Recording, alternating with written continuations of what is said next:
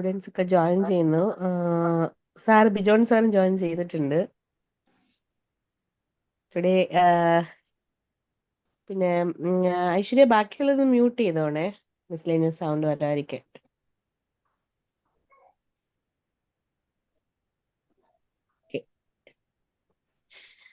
Okay, അപ്പം നമുക്ക് തുടങ്ങാം. പിന്നെ സ്റ്റുഡൻസ് ജോയിൻ ചെയ്തോളും. അപ്പോൾ ഇന്നത്തെ ക്ലാസ് നമ്മുടെ ജിത മാഡത്തിൻ്റെ രണ്ടാമത്തെ ക്ലാസ്സാണ്. ജിത മാഡം നമ്മുടെ ചാറ്റൊക്കെ റെഡിയാക്കിയിട്ടുണ്ട്. ലാസ്റ്റ് ടൈം നമുക്ക് ചാറ്റ് ഓപ്പൺ ആക്കാൻ പറ്റിയില്ല.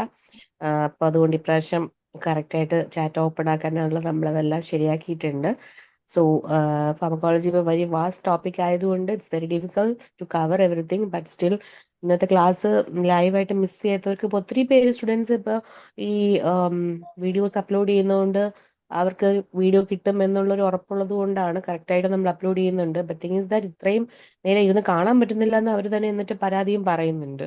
സോ അതുകൊണ്ടാണ് നമ്മൾ മാക്സിമം ഈ സമയത്ത് അങ്ങ് കയറി അതങ്ങ് കഴിഞ്ഞാൽ കുറച്ച് പോയിന്റ്സ് എഴുതിയെടുക്കാൻ പറ്റും. ബട്ട് ഐ നോ സ്റ്റുഡൻസ് കയറിയിട്ട് ഇടയ്ക്ക് ഫുൾ ടൈം ഇരിക്കാൻ പറ്റാത്തതുകൊണ്ടാണ്. അതുപോലെ തന്നെ ഏറ്റവും ഡിഫിക്കൽട്ട് ഡേ എന്ന് പറയുന്നത് സാറ്റർഡേ ആണ്. But we had to postpone this class to Saturday because of some reasons. അപ്പം അതുകൊണ്ടാണ് നമുക്ക് സാറ്റർഡേ വെരി ഡിഫിക്കൽട്ട് ആണ്. അപ്പം okay, I think will move on. അത് മാഡം കേൾക്കാൻ പറ്റുന്നുണ്ടോ? കേൾക്കാം സ്വപ്ന. ഓക്കെ, അത് ക്ലിയർ ആണല്ലോ നന്നായിട്ട്. ഓക്കെ മാഡം, നമുക്ക് തുടങ്ങാം മാഡം. തുടങ്ങാം.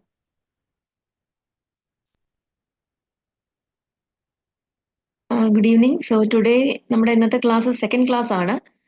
So the topics that are to be covered today is the renal system, drugs acting in the hormonal system, antimicrobials and anti-cancer drugs. ഇതെല്ലാം വാസ്റ്റ് ടോപ്പിക്സ് ആണ്. നമുക്ക് അതിൽ നിന്ന് കുറച്ച് ഇമ്പോർട്ടൻ്റ് ആയിട്ടുള്ള ഏരിയാസ് ഹൈലൈറ്റ് ചെയ്ത് നമുക്കൊന്ന് ക്ലാസ് പോവാം. So let's start with the first question.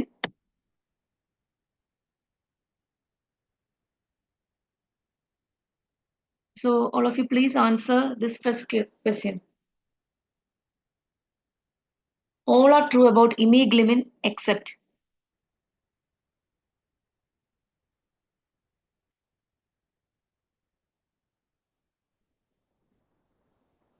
Yes, you can put your answers in the chat box. You can attempt. Please attempt to answer the questions.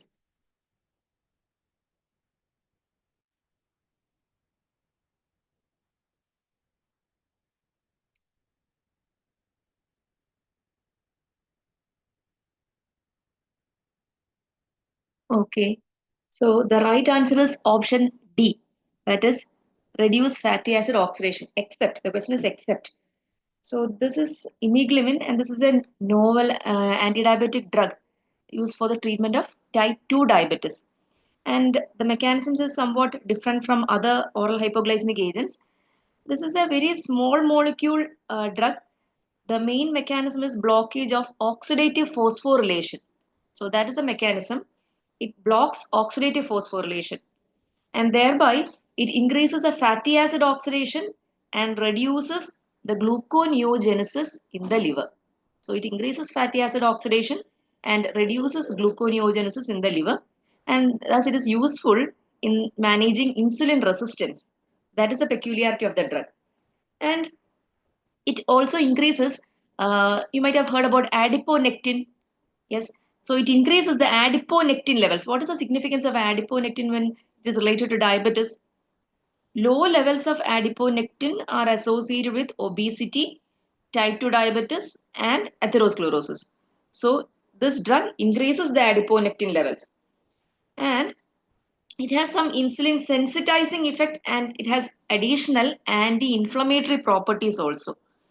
That is, it reduces the inflammatory cytokines in the body. And in the skeletal muscle, it actually, as we have discussed in the liver, it increases the fatty acid oxidation and increases the glucose uptake in the skeletal muscles. And its action in the pancreas is to stimulate the beta cells, and it also increases the glucose release, glucose mediated insulin release.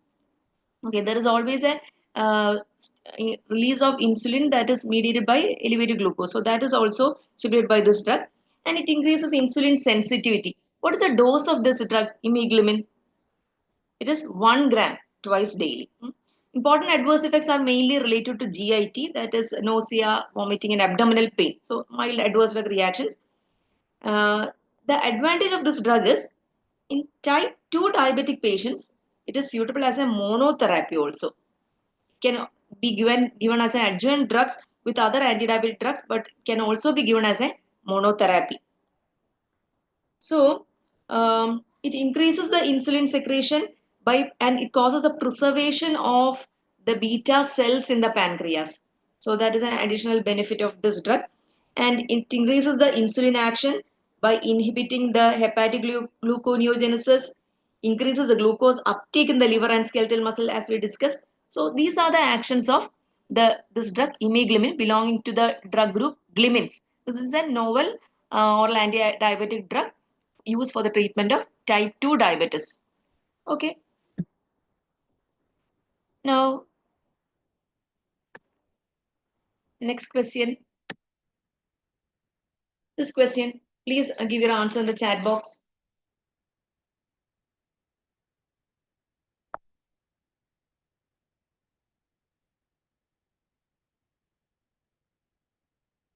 All of the statements about exenatide are true except.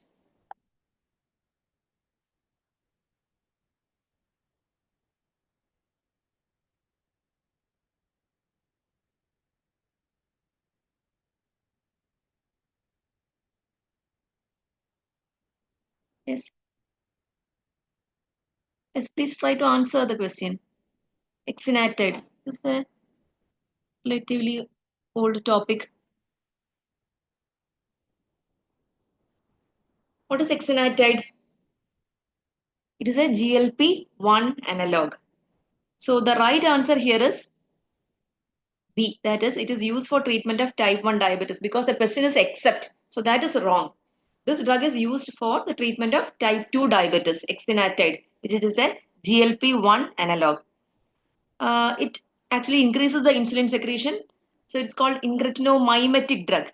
And it reduces the glucagon secretion also. And what about the satiety center? It increases the satiety. And what about the gastric emptying time? Delays gastric emptying. So that these are the pharmacological actions of these drugs and used as adjuvant to other oral hypoglycemic agents for the treatment of type 2 diabetes mellitus. So the name is exenatide. So there is a tide in that. So the drug is a peptide. As the drug is a peptide, it cannot be given by oral route. Rather, it is given by subcutaneous route. So peptides are never given by oral route. And exenatide, lixisenatide, all are GLP-1 analogs. And what is the source of this exenatide? What is the natural source? It is derived from the saliva of Gila monster lizard. And it is given as twice daily dosing, subcutaneously, twice daily. The another congener that is lixisenatide belonging to the GLP-1 analog is given once daily. But both of these drugs are contraindicated in renal failure because these drugs are eliminated by renal elimination. So these drugs are contraindicated in renal failure. So have you heard about liraglutide, albiglutide, then semaglutide, one of the most significant drugs nowadays used for the treatment of NASH, non-alcoholic steatohepatitis, semaglutide. So all these drugs are also approved for the treatment of obesity. And they reduce the cardiovascular mortality. And another drug that is called the teduglutide. It is a GLP-2 agonist. So these are the other ones are GLP-1 agonist, whereas teduglutide is a GLP-2 agonist given by subcutaneous route.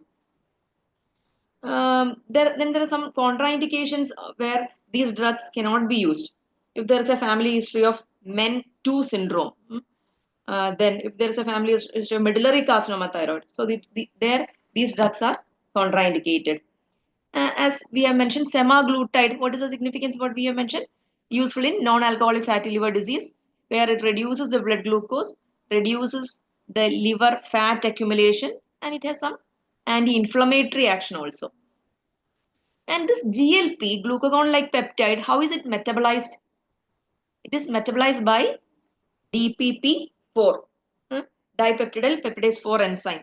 And the DPP4 inhibitors, there are a group of drugs called DPP4 inhibitors, which are the drugs gliptins. DPP4 inhibitors are gliptins. So the name will end in gliptin, sitagliptin, linagliptin, like that. So these gliptins are also used as adjuvants to other oral hypoglycemic agents, and also along with insulin for the treatment of type 2 diabetes mellitus. And again, the excretion is by renal elimination. Hence, the dose of these drugs has to be taken care of while giving in renal impairment patients. But one exemption is linagliptin, one gliptin, which is excreted by liver. So that is the most safest drug in renal failure patients or patients with renal impairment, linagliptin, because the excretion is by liver. Okay. You might have heard about drugs ending with gliflozin, dapagliflozin. So which group of drugs is that? Dapagliflozin, like that. They are SGLT2 inhibitors, sodium glucose transporter 2 inhibitors. Okay.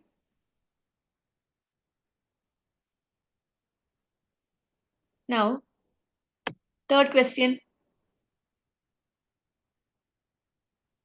What will happen if insulin alone is given rapidly in diabetic ketoacidosis?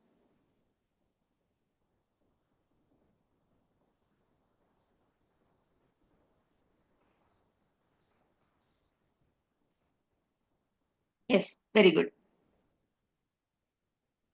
Yes. Option is rightly put in the chat box. It is hypokalemia. Why hypokalemia? When insulin is infused, what happens? By the sodium potassium ATPase pump, potassium is driven intracellularly. So potassium is drawn intracellularly, leading to hypokalemia. So potassium chloride is supplemented in diabetic ketoacidosis. For this emergency management of hyperkalemia, what is given? Calcium gluconate is given. Why calcium gluconate is given? Calcium gluconate is given to stabilize the heart, because calcium is the element required for systole, and potassium is the ion that is taking care of diastole, like that. And then after giving this potassium chloride is given, then insulin is given. Insulin is given with glucose or dextrose to lower the potassium via the redistribution into the cells. Okay. Now you might have heard about the other electrolyte abnormalities, hypernatremia. There are various types of hypernatremia. What are the causes and correction related to hypernatremia? Hypernatremia can be due to inadequate fluid intake or fluid loss. Then some extra renal mechanisms like gastroenteritis, burns. Then certain drugs can cause electrolyte abnormalities like diuretics. Then in certain disease conditions like diabetes insipidus, there will be electrolyte abnormality. So our aim is to correct the serum sodium level and maintain the intravascular volume. What is the role of vasopressin in case of fluid and sodium imbalance? What is the role of vasopressin? It reduces the water excretion by the kidneys by increasing the water reabsorption in the collecting duct. And hyponatremia, as we have mentioned, when it happens due to GI loss or diuretics, that condition will be like what type of hyponatremia? There is diuretic, water loss is there. So there is hypovolemic hyponatremia, diuretics and GI loss of fluids. There will be hypovolemic hyponatremia. So total body water will be reduced more than total body sodium. So total body water is depleted more than total body sodium. Then there is something called hypervolemic hyponatremia. In what condition do you expect hypervolemic hyponatremia? Some renal causes or congestive heart failure, or in certain liver pathology like cirrhosis, there will be hypervolemic hyponatremia. There is total body water is increased more than the total body sodium. So that is called hypervolemic hyponatremia. Then there is some entity called euvolemic hyponatremia. Euvolemic hyponatremia. What is that condition? Total body water is slightly elevated with stable body sodium levels. So that is euvolemic hyponatremia. So what is the drug of choice for euvolemic hyponatremia? You might have heard about tolvaptans. Vaptans. So tolvaptan is a B2 receptor specific antagonist, tolvaptan, which can be given orally. So that is used for the treatment of euvolemic hyponatremia. Vasopressin B2 receptor antagonist, tolvaptan, which is given orally. So what is its action?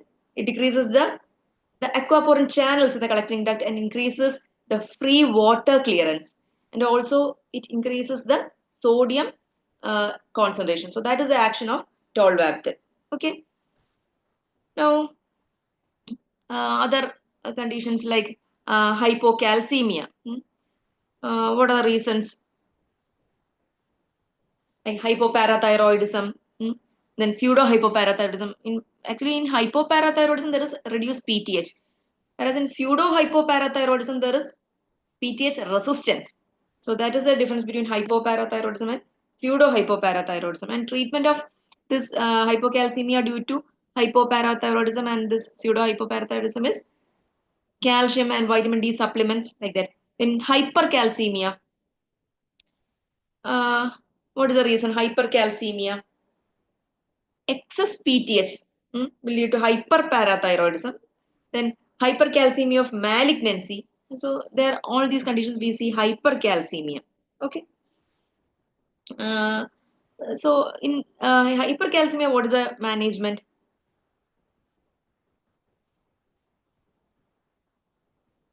What is the role of bisphosphonates? Bisphosphonates, the action is it reduces the osteoclastic activity and prevents bone resorption in certain uh, pathological states like Paget's. So the role of bisphosphonates is to reduce the osteoclastic activity and prevent bone resorption. Okay. Now let's see the next question. This question: a pregnant female with thyrotoxicosis in first trimester is treated with.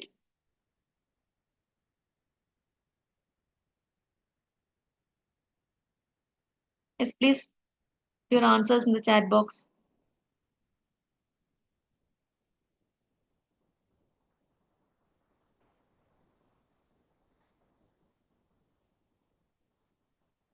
Okay, the right answer is B, propylthiouracil.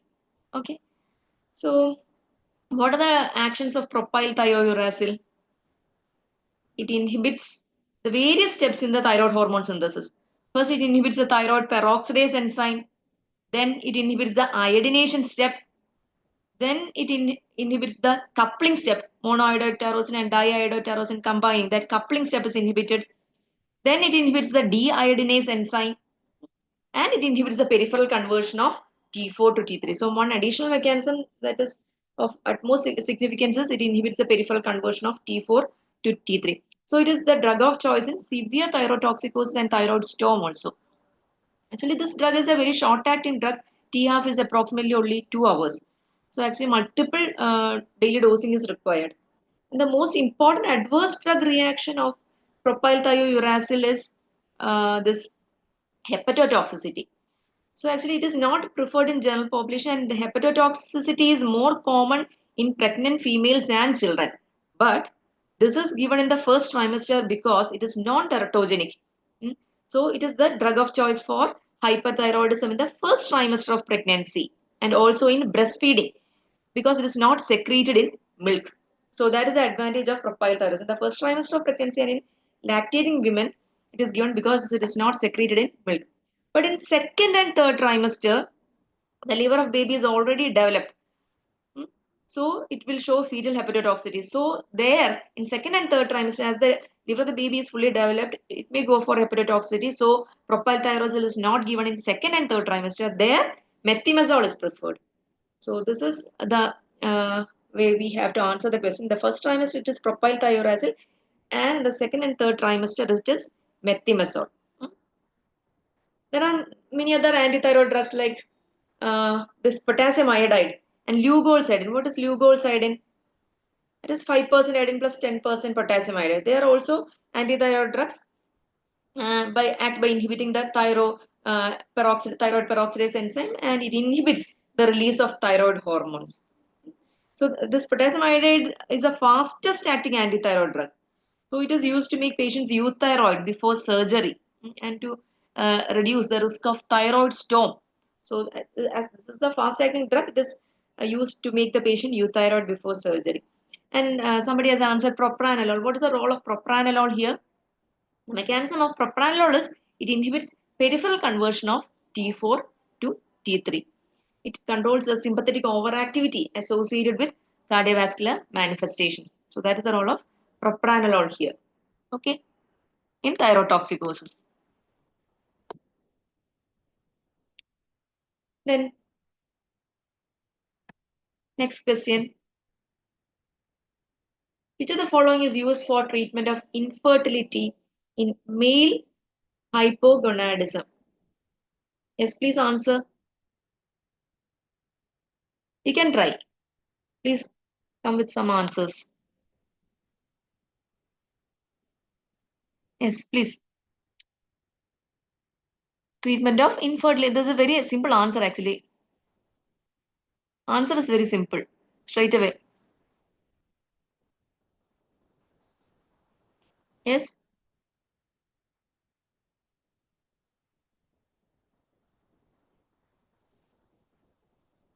So here the answer is actually B, testosterone. Okay. So let's see this infertility with hypogonadism. Actually, in male hypogonadism, there can be primary hypogonadism and secondary hypogonadism. What is the reason for primary hypogonadism? The reason is testicular cause. The testicular pathology, that is primary hypogonadism. Whereas in secondary hypogonadism, what is the problem? Abnormality in the HP axis, hypothalamo-pituitary axis. There is a problem in secondary hypogonadism. And this primary hypogonadism, as the pathology is in the testicular level, it is associated with increased levels of LH and FSH. While in secondary hypogonadism, there will be low LH and FSH because in secondary, the reason the pathology is lying in the hypothalamo-pituitary level. So in secondary hypogonadism, low levels of LH and FSH, whereas in primary, there will be elevated levels of LH and FSH. Then we know the natural androgens, testosterone and dihydrotestosterone. So androgen replacement therapy in these patients usually restores the secondary sexual characters, and they are useful in the treatment of primary and secondary hypogonadism. And also in some other conditions like delayed puberty, then cryptorchidism, there are also this natural androgens like testosterone and dihydrotestosterone are useful. There are actually long-acting IM dippo injection preparations like testosterone enanthate preparations are there, which are long-acting IM dippo preparations are also available. So here the answer is testosterone. Okay. What about the other options? Clomiphene. What is clomiphene? It is a SERM. It is an orally active SERM. SERM means selective estrogen receptor modulator. It acts as agonist at some tissues and antagonist at some other tissues. In humans, the main action of this clomiphene is it is a competitive antagonist of the estrogen receptors in the hypothalamus. So, what happens when it acts as a competitive antagonist of estrogen receptor in the hypothalamus? Huh? It, fa it fails the estrogen's negative feedback effects on the release of GnRH. So, the pulse frequency of GnRH release will be increased, leading to increased FSH and LH secretion. And this helps in ovulation. So, that is used in the treatment of infertility due to anovulation. Okay. But this cannot be used in patients with primary ovarian failure. Ovary should be intact. The function of ovary should be intact. Cannot be used in ovarian failure or some pituitary failure also we cannot use because there should be rise in FSH and LH levels when there is a stimulus from the GNRS pulse release. Okay. What are the important adverse effects of clomiphene? Multiple pregnancy, then PCO, polycystic ovaries, then hot flashes due to the peripheral estrogen receptor antagonism. So these are the important adverse effects. And about this GNRH, what are the use of GNRH agonists? One is it is used in diagnostic purposes. For what? To find if the hypogonadism is due defect in the hypogonadism, whether it is due to the defect in the anterior pituitary or the hypothalamic release of GnRH. Then if it's the administration of the GnRH, if we give the GnRH analogs like gonadorelin, releasing hormones, when there is a rise in LH, what is the problem? Defect is at the hypothalamus or in the pituitary. Okay. Then the treatment of infertility in hypothalamic hypogonadotropic hypogonadism. Treatment of infertility in hypothalamic hypogonadotropic hypogonadism. It is also given because there it is given in pulsatile manner.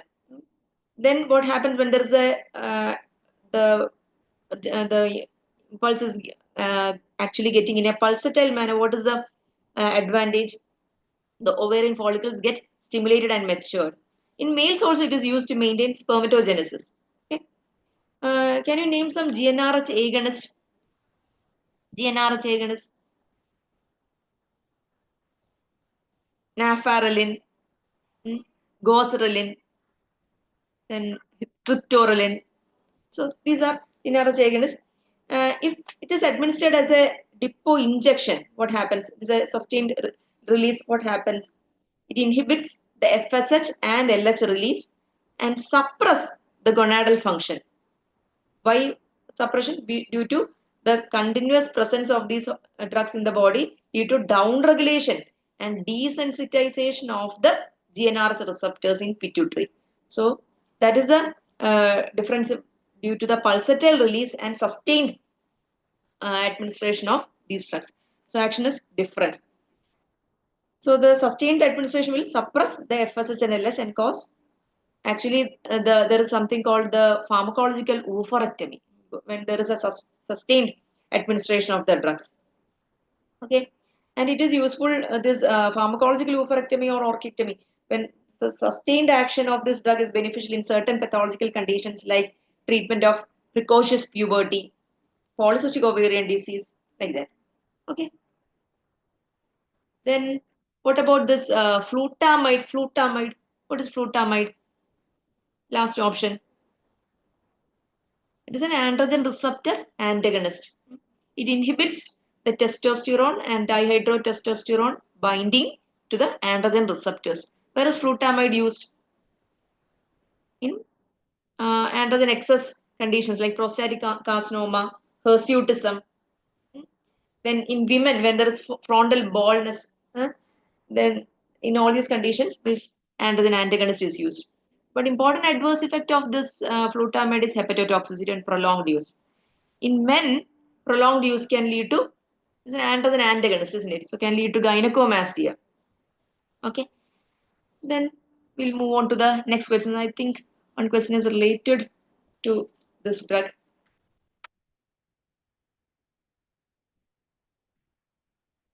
This we talked about flutamide. True about bicalutamide.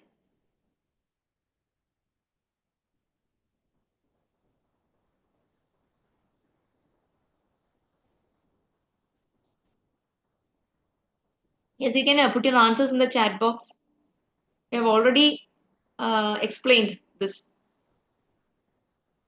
because it is an androgen antagonist. It can cause what in males? Yes. Yes, you are not answering. True about bicalutamide is an androgen receptor antagonist. Yes.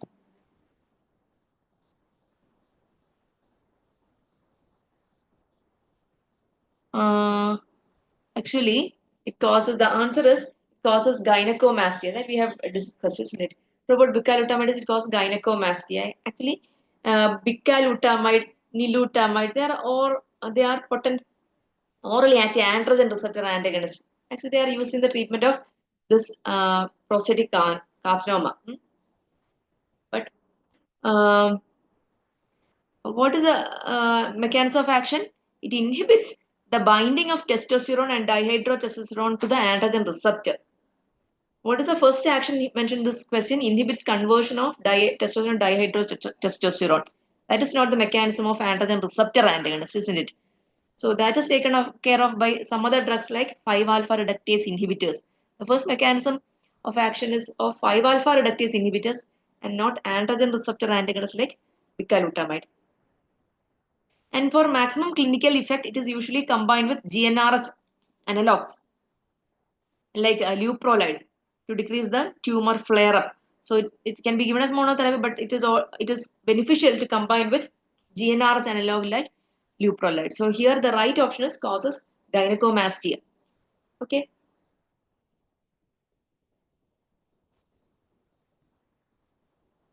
Now next question.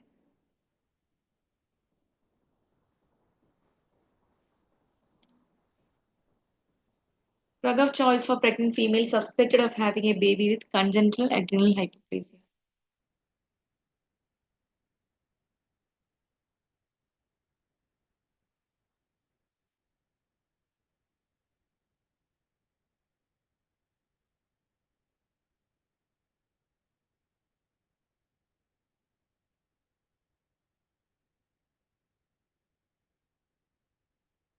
So here the answer is dexamethasone. A. Okay. So what is congenital adrenal hyperplasia? Here the fetus produces large amounts of androgens and reduce cortisol production that can cause virilization and ambiguous genitalia in female fetus. Okay. And in a child diagnosed with congenital adrenal hyperplasia, the there is a congenital enzyme defect in the adrenal hormone biosynthetic pathway, and that will lead to reduced cortisol and aldosterone production. Okay, and the bulk of the progesterone and some the pregnenolone, the intermediate products. What happens to these products, progesterone and pregnenolone? It is diverted towards the synthesis of androgens. That will lead to virilization. And the lack of cortisol, what is the after effect? It triggers some compensatory hypersecretion of ACTH, okay, leading to what? Enlargement of the adrenal cortex. So compensatory hypersecretion of ACTH will lead to overstimulation of the adrenal cortex, leading to enlargement. The most common defect is lack of which enzyme? 21 beta hydroxylase enzyme. And in the virilizing form of this adrenal hyperplasia, the enzyme deficiency will be usually partial. But what happens? The overproduction of the androgens causes virilization, and what happens? There will be premature closure of the epiphysis, and this epiphyseal fusion happens at an early stage. And there is a second entity called salt wasting form. In salt wasting form, the deficiency of the enzyme is complete.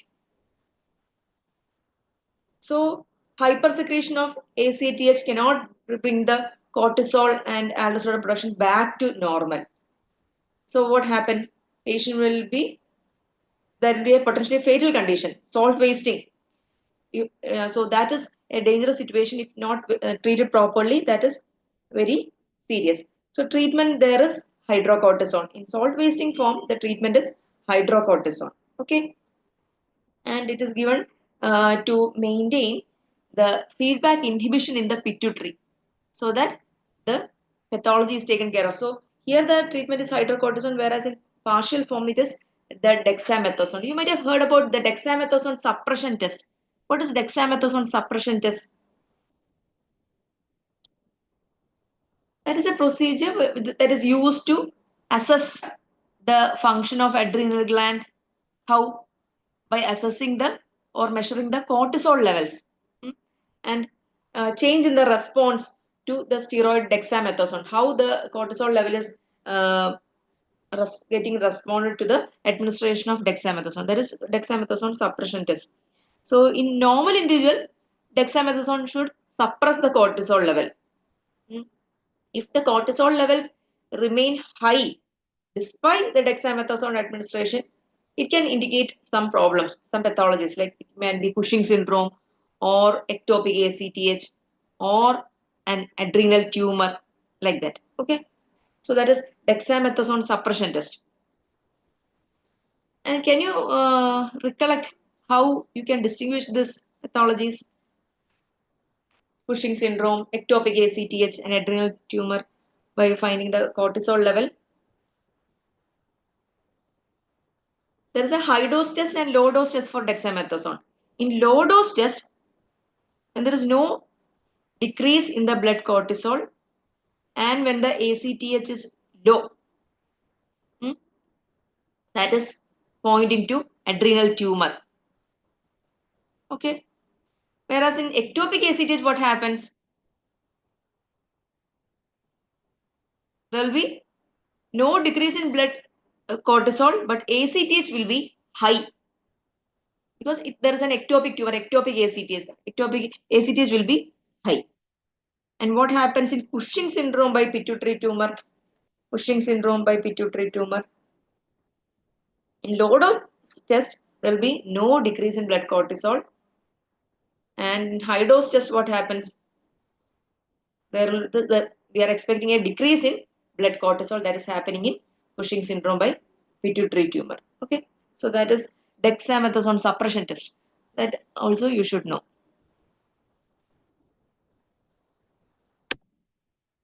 Now, what about this question?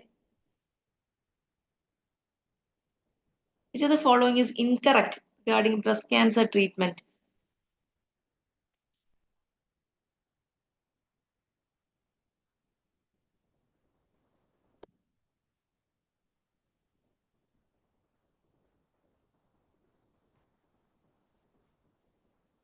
Okay, so here the answer is D, incorrect. The question is incorrect.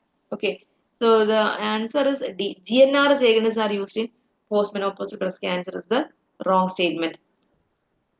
So this tamoxifen. So tamoxifen is used for what? The prophylaxis as well as treatment of estrogen receptor breast carcinoma. In which group of patients? In premenopausal and postmenopausal females. So tamoxifen is used in the prophylaxis and treatment of estrogen receptor positive breast cancer in pre and postmenopausal females. And what about raloxifene? Raloxifene and the congener. It is used for the prophylaxis of estrogen receptor positive breast cancer in postmenopausal females only. So raloxifene, prophylaxis of estrogen receptor positive breast cancer in postmenopausal females. And what is fulvestrant? It is used in which type of breast cancer? It is used in metastatic estrogen receptor positive breast cancer. Metastatic. When there is metastasis and if it is estrogen receptor positive, fulvestrant is used in postmenopausal females. Okay. And what about aromatase inhibitors? Aromatase inhibitors for prophylaxis and treatment of estrogen receptor positive breast cancer in postmenopausal only. Only in postmenopausal. So how can you summarize these all? Tamoxifen in prophylaxis and treatment of pre and postmenopausal females. Raloxifene. Raloxifene, what about raloxifene? Prophylaxis in postmenopausal females only. And what about fulvestrant? Treatment of postmenopausal females. Treatment of estrogen receptor positive breast cancer in postmenopausal females. And what about aromatase inhibitors? In postmenopausal females, but for prophylaxis and treatment. And GnRH agonists like triptolin, goserelin, they are here the option is given as postmenopausal, but it is used in premenopausal females for the treatment. Okay.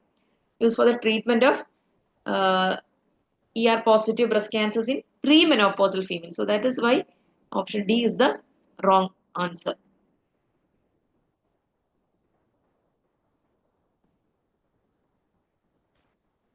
Now this question, all are anti-androgenic drugs except. All are anti-androgenic drugs except.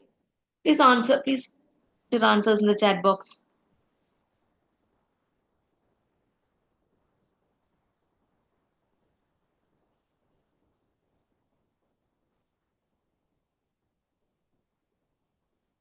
Yes, please try to answer.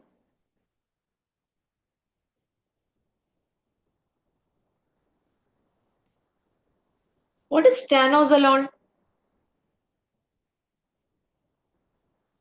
They are androgenic drugs with anabolic activity, isn't it? So here the answer is stanozolol because stanozolol, then methadone, and another anabolic steroid like oxymetholone. So all these are androgenic drugs with high anabolic activity. And these anabolic steroids are actually developed for avoiding the what this virilizing side effect of androgens, but retaining their anabolic effects. So androgens have having some anabolic effects, but at the same time they will be having some side effects. So to minimize the side effect and to get the only the benefits, these anabolic steroids were developed. Um, but actually, these drugs are actually misused by athletes because these anabolic steroids increase the protein synthesis and enhance the muscle mass. So it is abused by athletes. So that is about stanozolol. Then what about this option? Other options: cyproterone acetate, spironolactone, ketoconazole. What are these drugs? What is cyproterone acetate? It's an antagonist at androgen receptor. It has what some progesterone effect at the hypothalamic receptors, and it reduces the FSH and LH release. Okay, and what is the use of this cyproterone acetate? It is an androgen receptor antagonist to prevent precocious puberty. Then to treat to antagonize this hirsutism effects and to prevent the virilism in females, like that. What is spironolactone? It's an inhibitor of aldosterone and a potassium sparing diuretic, isn't it? Then one additional action this spironolactone has is it actually competes with the dihydrotestosterone, which is the active form of testosterone for the androgen receptor. So it is used for the treatment of hirsutism actually. What about ketoconazole? It's an antifungal drug having wide spectrum of action. And what is its action related to androgen? It inhibits the biosynthesis of testosterone in the adrenals and testes at high concentrations. So that is the action that is ketoconazole is having related to the androgen. So another drug that is having some androgen action is cimetidine. What is cimetidine? H2 blocker, cimetidine. It also binds to the androgen receptor and blocks the function of the androgen receptors. Okay, so these are some drugs having anti-androgenic action. Now, next question. Bisphosphonates are used in all except.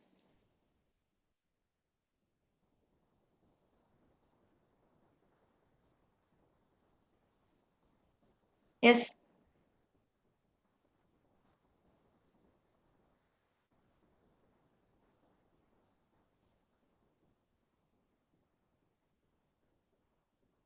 bisphosphonates are used in all except. The right option is, yes, somebody has answered. Yeah, the right option is vitamin D excess, B. Okay. And we have said that bisphosphonates, the mechanism is inhibiting the osteoclast mediated bone resorption by causing what? Apoptosis of the osteoclast. There will be apoptosis of the osteoclast, thus the bone resorption that is made by osteoclast is prevented. And there are three generations of bisphosphonates. The first generation, the drug is etidronate. Second generation, if you remember one drug, the second drug automatically comes. Pamidronate and alendronate, because pamidronate in the first letter is P and second letter is A. So the two drugs are pamidronate and second letter A, alendronate.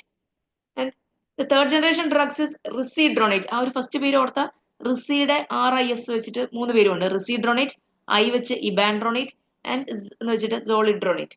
Third generation അങ്ങനെ പോകും. റിസീഡ്രോണേറ്റ്, ഇബാൻഡ്രോണേറ്റ്, സോളിഡ്രോണേറ്റ്. And this among these, zoledronate is the most potent bisphosphonate and is the drug of choice for the treatment and prophylaxis of osteoporosis. Then other conditions like the treatment of Paget's disease, then hypercalcemia associated with malignancy, like that. So, uh, when there is a long-term administration of glucocorticoid therapy, there is a risk of developing osteoporosis. There, the bisphosphonate that is used is alendronate. Okay. Then all bisphosphonates can be given by oral route, but except two, that is zoledronate and pamidronate are not given orally. And you know some peculiarity of this bisphosphonates when it is administered, they are having poor oral absorption. So it is always given in empty stomach and preferably how much time before food? At least 30 minutes before food. And the right direction to administer the drug is with a full glass of water, because it can cause esophagitis. The patient is asked to sit upright at least for 1 hour after the drug is ingested. So these directions should be properly given to the patient. So at least 30 minutes before food with one full glass of water, and the patient should sit upright for at least 1 hour after the ingestion to prevent esophagitis. So this drugs should not be given to patients with bleeding peptic ulcer. Okay, that can worsen the condition.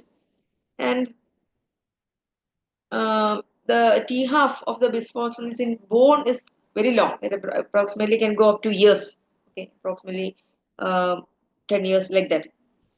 And usually the duration of treatment is 3 to 5 years. That is the duration of treatment of this condition. And one important adverse drug reaction of this bisphosphonase is osteonecrosis of this jawbone, mandible, osteonecrosis. Then hypocalcemia as well as hypercalcemia. Then increased risk of bone fractures. Then as it causes hypocalcemia, there is a risk of seizures that can happen to the patient. And the excretion of this bisphosphonates is by renal mechanism. So it is contraindicated in patients with renal failure. Okay. So when we look on the drugs that are acting on the bone, which are the drugs that reduce bone resorption? Which are the drugs that reduce bone resorption? Which are the drugs that uh, facilitate bone formation? And which are the drugs having both actions? So the drugs that prevent or decrease bone resorption, one is bisphosphonate, mm, then one SERM, raloxifene, then calcitonin. All these drugs reduce bone resorption. Whereas one drug that increases bone formation is teriparatide. Okay. Then one drug that has both action, the dual action agents, that is strontium granulate. So that is about drugs acting on the bone. This question, treatment of choice for SIADH.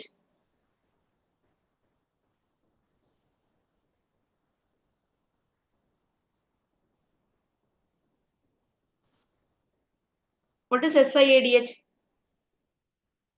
Syndrome of inappropriate ADH secretion. What is inappropriate means? Too much ADH secretion. Okay, too much ADH secretion means excess water retention. So here the treatment of choice answer?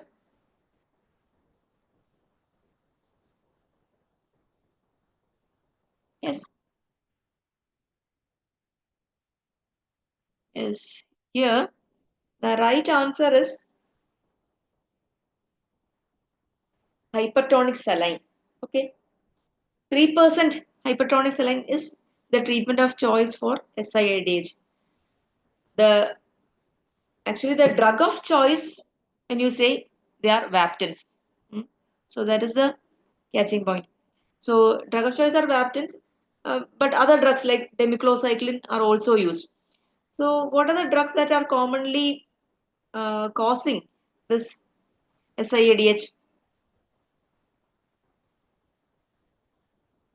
Hmm?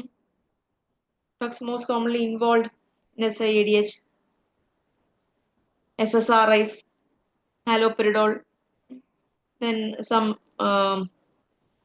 sulfonylureas like chlorpropamide, then some anti-cancer drugs like Vinga alkaloids, like that, many drugs.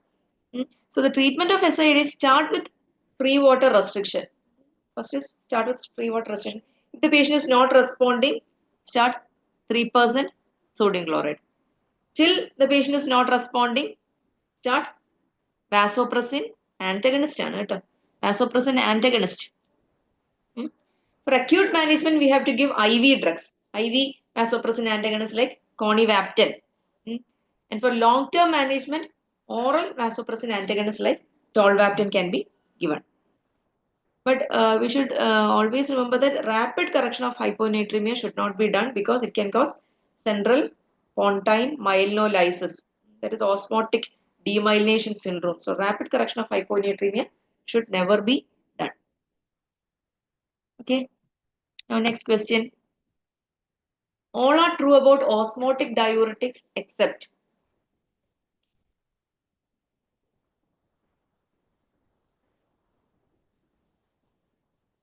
Yes.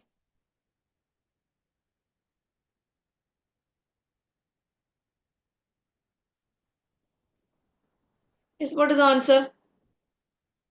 Very simple answer. The answer related to basic mechanism.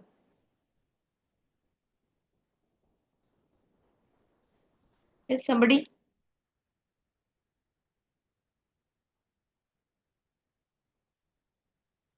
Yes, somebody puts the answer, that will be a motivation to go with the explanation. So here the answer is A. Osmotic diuretics, the major effect is in DCT. It is in DCT. The major site is PCT, isn't it? Proximal convoluted tubule, then some action in the descending limb. So actually what happens is um, this osmotic diuretics causes shift of fluid from the intracellular to the extracellular compartment. So the extracellular fluid volume increases. So in patients with heart failure or this pulmonary congestion, they can go for pulmonary edema. So it is contraindicated in congestive heart failure. Then again, it can cause hyperkalemia, mannitol. It can cause hyperkalemia because movement of potassium out of the cells into the extracellular fluid. That movement of potassium out of the cells into the extracellular fluid, that can cause hyperkalemia. That is also there. It also increases the renal blood flow because it dilates the afferent arterioles. Because of this fluid shift, it increases renal blood flow. So all these are correct. But the site of action is PCT. Now, next question. Diuretic contraindicated in cirrhosis.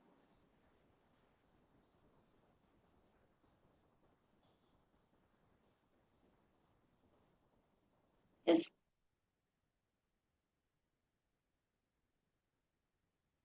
yes, somebody.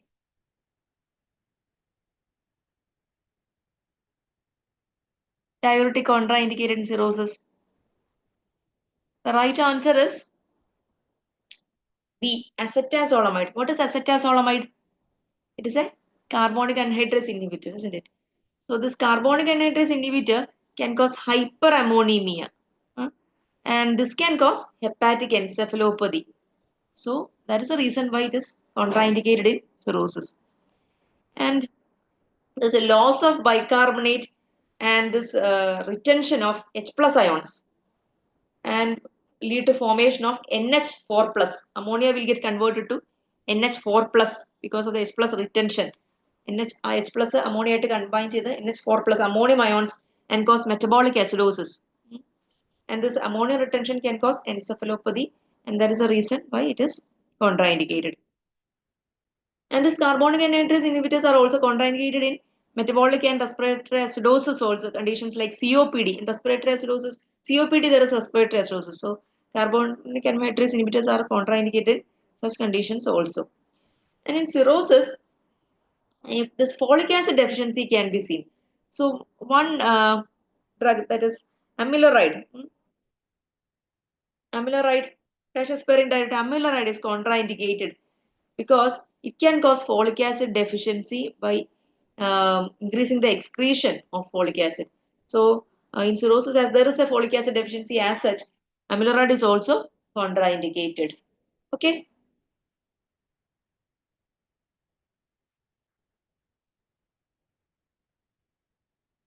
Now, next question: complication of long-term thiazide administration.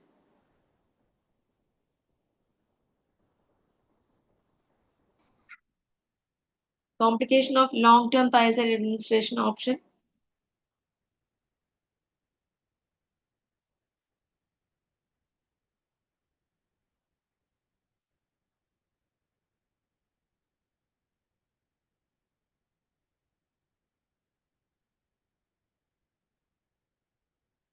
Hmm?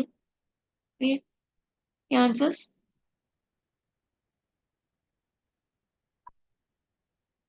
Yes. Yes, the answer is correct. Metabolic alkalosis. So actually this carbonic anhydrase inhibitors and potassium sparing diuretics cause metabolic acidosis actually due to this H plus retention. And this thiazides and loop diuretics cause metabolic alkalosis because of the filtered load of sodium and the subsequent hypokalemia and hypochloremia, which leads to increased H plus ion excretion and bicarbonate retention. So that is the reason why there is metabolic alkalosis. So the other group of drugs like carbonic anhydrase and potassium sparing diuretics cause metabolic acidosis, whereas thiazides and loop diuretics because of the uh, increased sodium excretion and hypokalemia and hypochloremia. There is H plus ion excretion and bicarbonate retention. So there is metabolic alkalosis. Okay.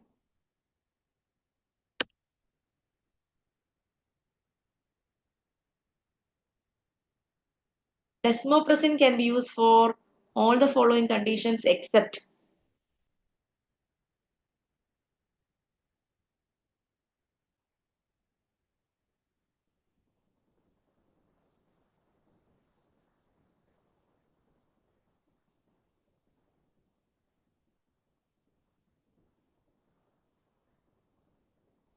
nephrogenic. Yes.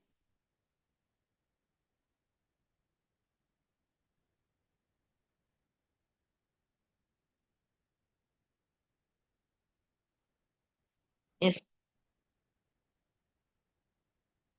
Yes, the right answer is nephrogenic diabetes insipidus. Actually, this desmopressin, what is desmopressin? It is a synthetic form of this vasopressin hormone, isn't it?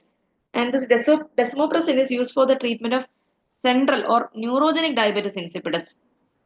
Okay, and not in nephrogenic diabetes insipidus.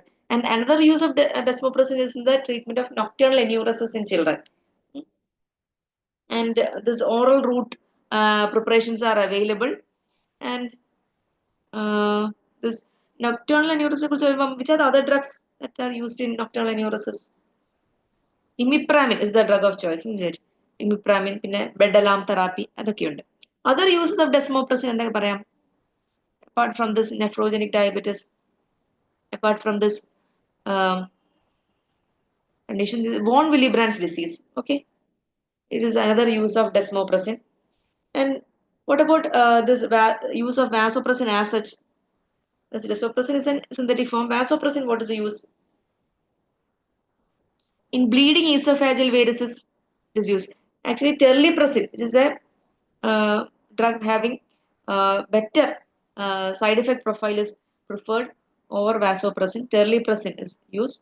And for bleeding esophageal varices, actually the treatment of choice is endoscopial, that is band ligation, but the drug of choice is for bleeding esophageal varices, it is octreotide. Okay. And for bleeding esophageal varices, what is the drug of choice for prophylaxis? Drug of choice for prophylaxis, it is propranolol. Okay.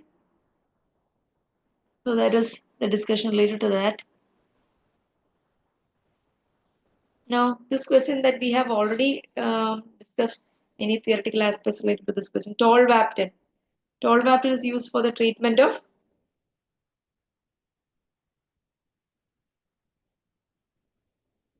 Tolvaptan is used for the treatment of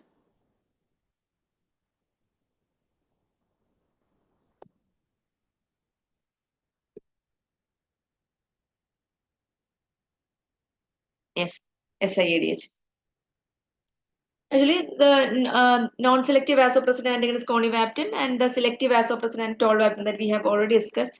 And this tolvaptan is the drug of choice for the treatment of euvolemic hyponatremia, and that is SIDH. And in hypervolemic hyponatremia, also this can be used.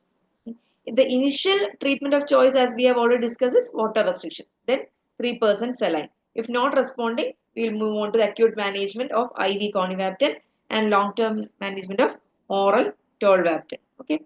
And what is the reason for this nephrogenic diabetes? Hmm?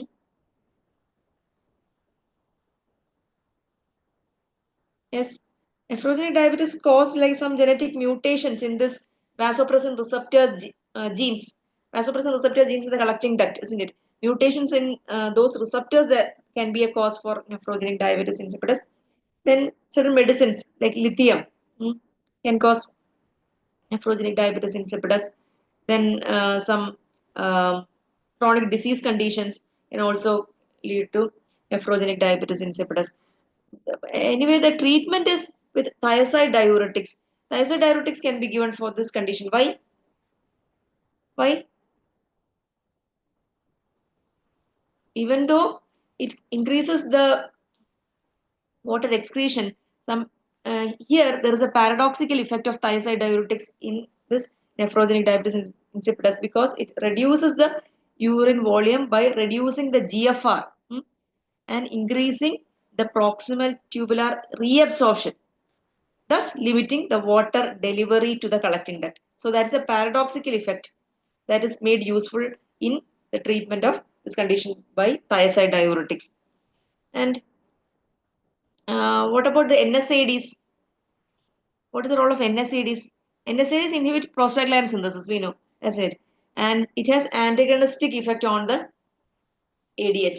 So that is the action of, that is the role of NSAIDs here. Hmm? In central diabetes insipidus or neurogenic diabetes insipidus, desmopressin can be given, which is an ADH analog that we have already discussed. And what is this demiclocycline? What is demiclocycline? It is actually belonging to the tetracycline group of antibiotics. It causes water diuresis, and it is used to treat hyponatremia in patients with SIADH. And how it is beneficial is it restores the plasma, the sodium concentration, and uh, helps to achieve normal steady state of this sodium concentration in the plasma. That is how demiclocycline is used there. Okay.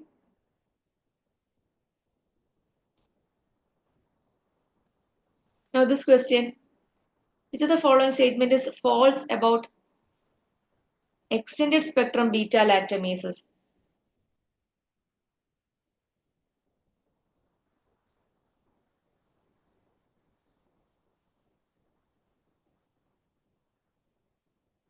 Yes.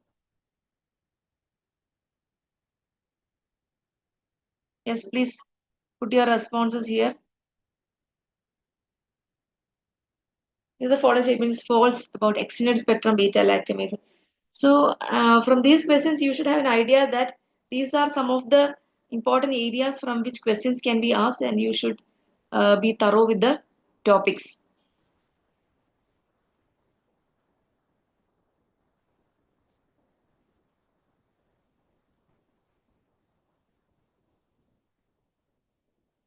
So, the following statement is false.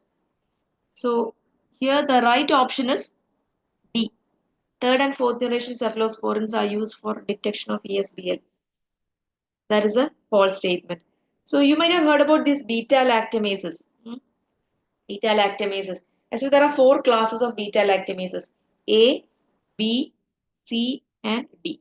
What is class A beta lactamase? Class A beta lactamase actually include this extended spectrum beta lactamase, and it degrades penicillins, some cephalosporins, and some carbapenems. That is class A beta lactamase, which include ESBL that degrades penicillins, some members of the cephalosporin group, and some carbapenems. And among this class A, there is something called KPC carbapenemase. What is KPC? Klebsiella pneumoniae carbapenemase. KPC carbapenemase, which is more gaining resistance in the Enterobacteriaceae. And this enzyme causes resistance to carbapenems, penicillins, and all of the extended spectrum cephalosporins. That is the significance of class A KPC carbapenemase, which causes resistance to carbapenems, penicillins, and all of the extended spectrum cephalosporins. And there is another group called class B beta lactamase. Class B beta lactamase, they are actually zinc dependent enzymes, and they destroy all beta lactamases except astriona. All beta lactams except astriona. So that is class B beta lactamases. Now what is class C beta lactamases? They are active against cephalosporins. So class C beta lactamases are targeting cephalosporins. Now what about class D? The class D are actually the cloxacillin degrading enzymes. So generally the gram-positive bacteria produce this and secrete large amount of beta lactamase. And most of these enzymes are actually penicillinases. And this staphylococcal penicillinase, which is encoded in the plasmid, is usually transferred by bacteriophages. So there is class A beta lactamase, B, C, and D beta lactamase that we have discussed. And this some class A and D enzymes are inhibited by beta lactamase inhibitors like clavulanic acid and tazobactam. So some class A and D enzymes are inhibited by beta lactamase inhibitors. The drugs are clavulanic acid and tazobactam. Okay. This in gram-negative bacteria, what happens is these beta lactamases are this encoded in either chromosomes or in the plasmid in the constitutive form or inducible form. And this carbapenems and fourth generation cephalosporins are active against ESBL organisms. So, extended spectrum beta lactamase organisms are susceptible to carbapenems and fourth generation cephalosporins. Hope you know the coverage of the spectrum of action of cephalosporins. First generation cephalosporins mostly cocci and bacilli, positive as well as negative cocci and bacilli. Second generation again more of gram negative organisms and anaerobes. Then third generation again gram negative organisms and anaerobes again with some activity on the beta lactamase resistant organisms. And what about class 4? The fourth generation of cephalosporins? It inhibits cocci, gram negative cocci, negative bacilli, positive cocci, but no anaerobic coverage. Okay. And what about fifth generations? There are two drugs, fifth generation cephalosporins. ceftaroline and ceftobiprole, two drugs. They're active against MRSA. No anaerobic coverage. They're active against MRSA. Okay. Plus fourth generation activity is also there. Okay.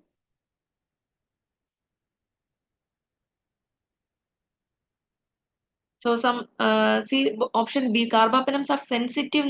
Sensitive. Carbapenems and fourth generation cephalosporins are active against ESBL organisms. Then this question, imipenem is given with cilastatin because of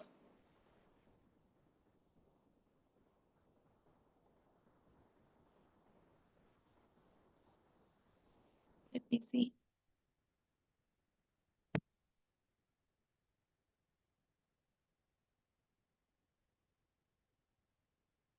No, actually, the answer is something different. Actually, here the answer is C, increased duration of action. Okay, imipenem. Actually, imipenem is what is the metabolism of imipenem? It is metabolized by renal dehydropeptidase enzyme, and it is very short-acting drug. It is rapidly metabolized by renal dehydropeptidase enzyme. So it is a short-acting drug. So when it is combined with cilastatin, it is an inhibitor of the renal dehydropeptidase enzyme. Okay. So what is the net effect? Metabolism doesn't take place, so it increases the duration of action. So that is why it is combined with cilastatin. Okay. So imipenem. So the group is carbapenems. But other carbapenems are actually not substrates for this renal dehydropeptidase. So they do not require cilastatin addition with this. Only imipenem is metabolized by imipenem is a substrate for dehydropeptidase, but not other carbapenems. So only imipenem requires this combination of cilastatin along with it. Okay. And you know this carbapenems cover pseudomonas. And there is a seizure precipitating property which is maximum with imipenem. Imipenem അങ്ങനെ പ്രശ്നമുണ്ട് seizure precipitating property ഉണ്ട്, and it is least with meropenem. And a member of the carbapenem that is given orally is pharopenem. Okay.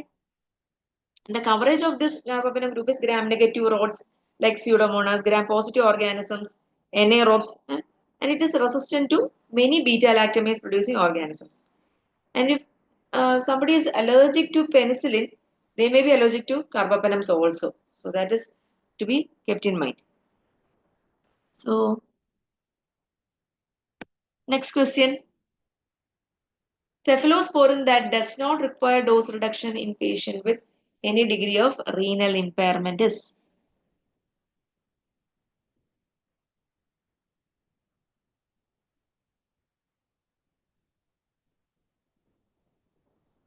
Yes, answer.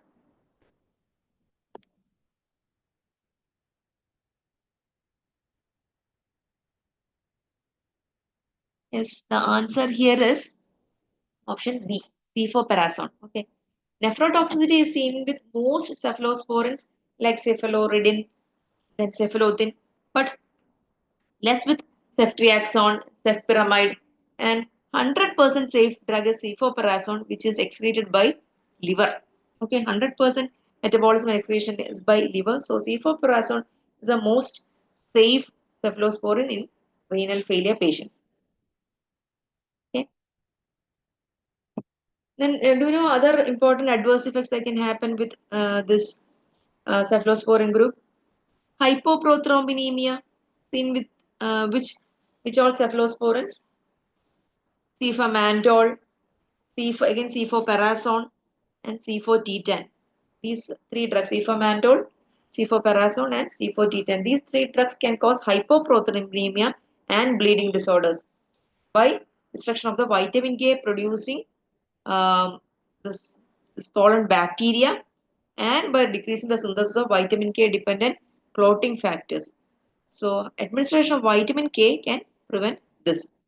And another peculiarity of the same drugs, that is cefamandol, cefoperazone, and cefotetan, which have seen in hyperprothrombinemia, the same drugs induce disulfiram-like reaction also after consuming alcohol due to inhibition of the aldehyde dehydrogenase enzyme. So the same drugs can cause disulfiram-like reaction also.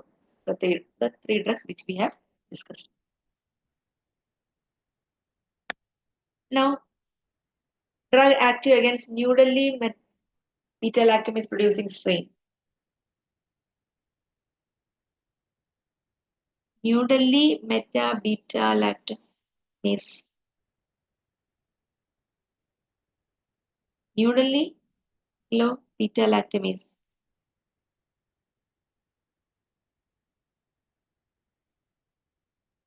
What is New Delhi metallo-beta-lactamase? It is a type of beta-lactamase which requires a zinc ion for the catalytic activity. And this New Delhi metallo-beta-lactamase 1 is resistant to all beta-lactam antibiotics, including carbapenem. So that is the significance. It is resistant to all beta-lactam antibiotics, including carbapenems. Let me see the answers.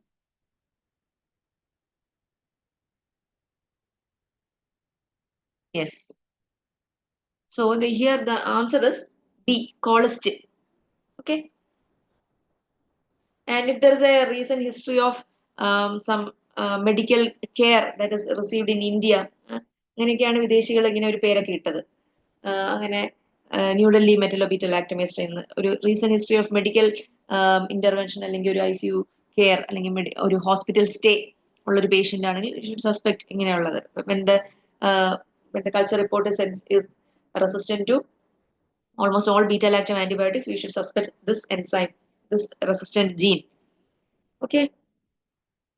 So carbapenems are increasingly used because of this ESBL in Enterobacteriaceae like E. coli and Klebsiella pneumonia, and because they are resistant to third generation cephalosporins, and in some cases they are resistant to quinolones in aminoglycosides. It is difficult to treat. And carbapenem is resistant Enterobacteriaceae. അത് നമ്മൾ polymyxins എന്ന് പറയുന്ന ഒരു group polymyxins under which comes this colistin. Polymyxins, 5 polymyxins ഉണ്ട് A to E, and 2 of them are clinically used, and polymyxin B and polymyxin E. ഇതിൽ polymyxin E യുടെ വേറൊരു പേരാണ് colistin. And what is the action is it destroys the or disrupt the structure of the cell membrane and increases the cell permeability. That is the mechanism by which it um, produces this bactericidal action. Okay. So here the answer is colistin. It is polymyxin E.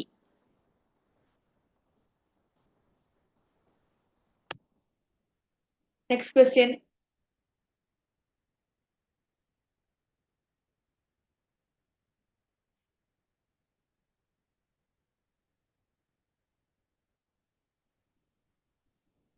Antibiotic associated colitis. Find a notorious drug ഏതാണെന്നാണ് question. Among the options.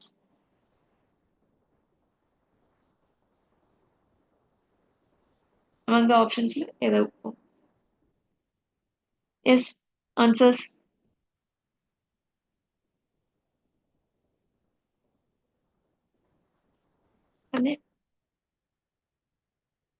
Yes. So the answer is clindamycin. So the most common cause of this Clostridium difficile infection is actually this use of antibiotics like clindamycin. Other cause can be even use of amoxicillin combination. Then ciprofloxacin, then third generation cephalosporins, all are leading causes for the development of Clostridium difficile infection. The treatment is oral vancomycin and fidaxomicin. What is fidaxomicin? It is belonging to a macrolide antibiotic. Okay, and that is FDA approved for Clostridium difficile colitis. Previously, actually, it was metronidazole, but now oral vancomycin and fidaxomicin are used. And what is this Bacteroides fragilis? Mention the question. What is Bacteroides fragilis? It is an anaerobe, gram negative, and the treatment is with metronidazole, meropenem, or even piperacillin tazobactam combination. So That is the treatment for Bactrod's speculus. Okay, so here the answer was clindamycin associated colitis. B. Next question. The combination of trimethoprim and sulfamethoxazole is effective against which of the following opportunistic infections in AIDS patients?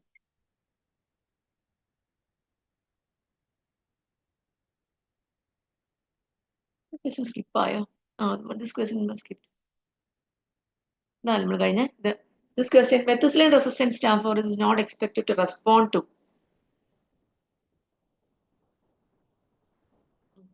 Answer para.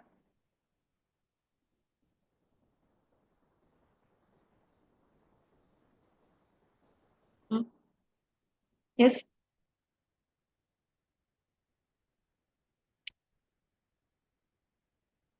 Yes.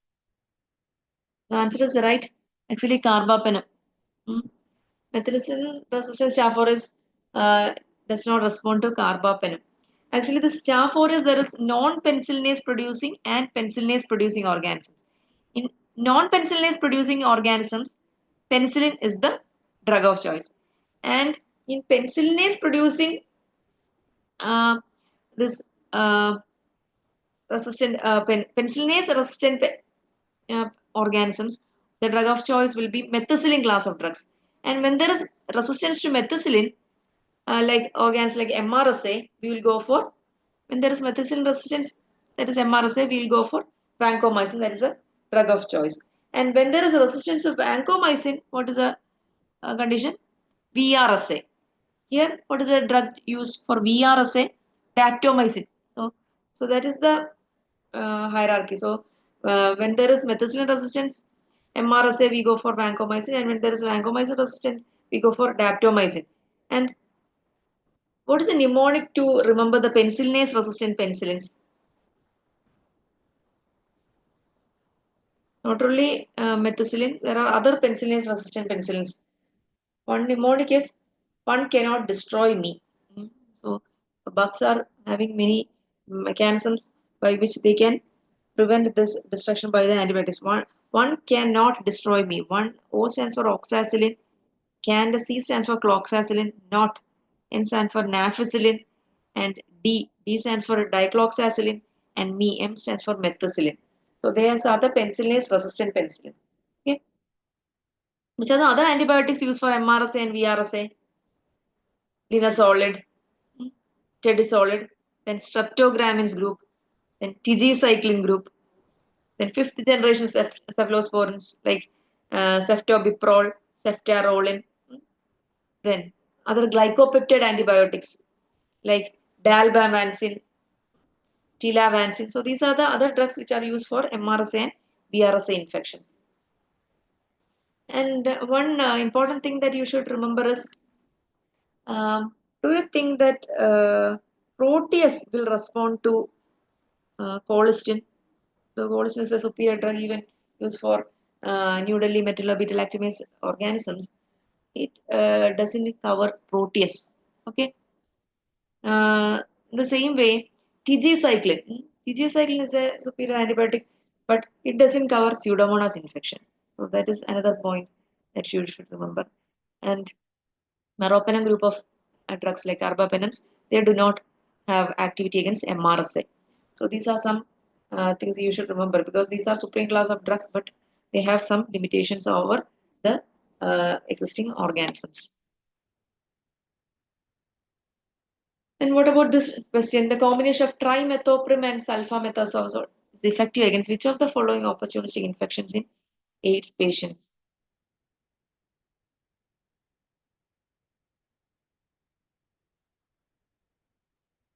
Yes.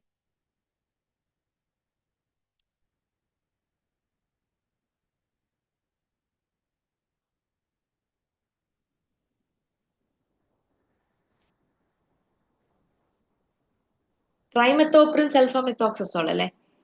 Is effective against which type of following opportunistic infections in AIDS patients? Right answer is C. Pneumocystis jirovecii infection. So in disseminated herpes simplex virus or herpes simplex virus encephalitis, IV acyclovir can be used. So for the first option, disseminated herpes simplex virus infection or HSV encephalitis, what we use is IV acyclovir. Then the second option, cryptococcal meningitis, this fluconazole, 2 weeks course of high dose fluconazole combined with flucytosine is the treatment for cryptococcal meningitis. Even IV amphotericin B can also be combined with flucytosine for the management of cryptococcal meningitis. And what about TB in AIDS patients? Which treatment should be started first? A patient is having HIV, TB, co-infection is diagnosed. Both diseases are diagnosed. Which treatment will you start first for TB or HIV? They said that TB treatment is started first. After 2 weeks, we go for HIV. Okay. TB in AIDS patients. Um, so one thing we should remember is we should avoid rifampicin, but we should go for other rifamycin congeners like rifapendin, like that.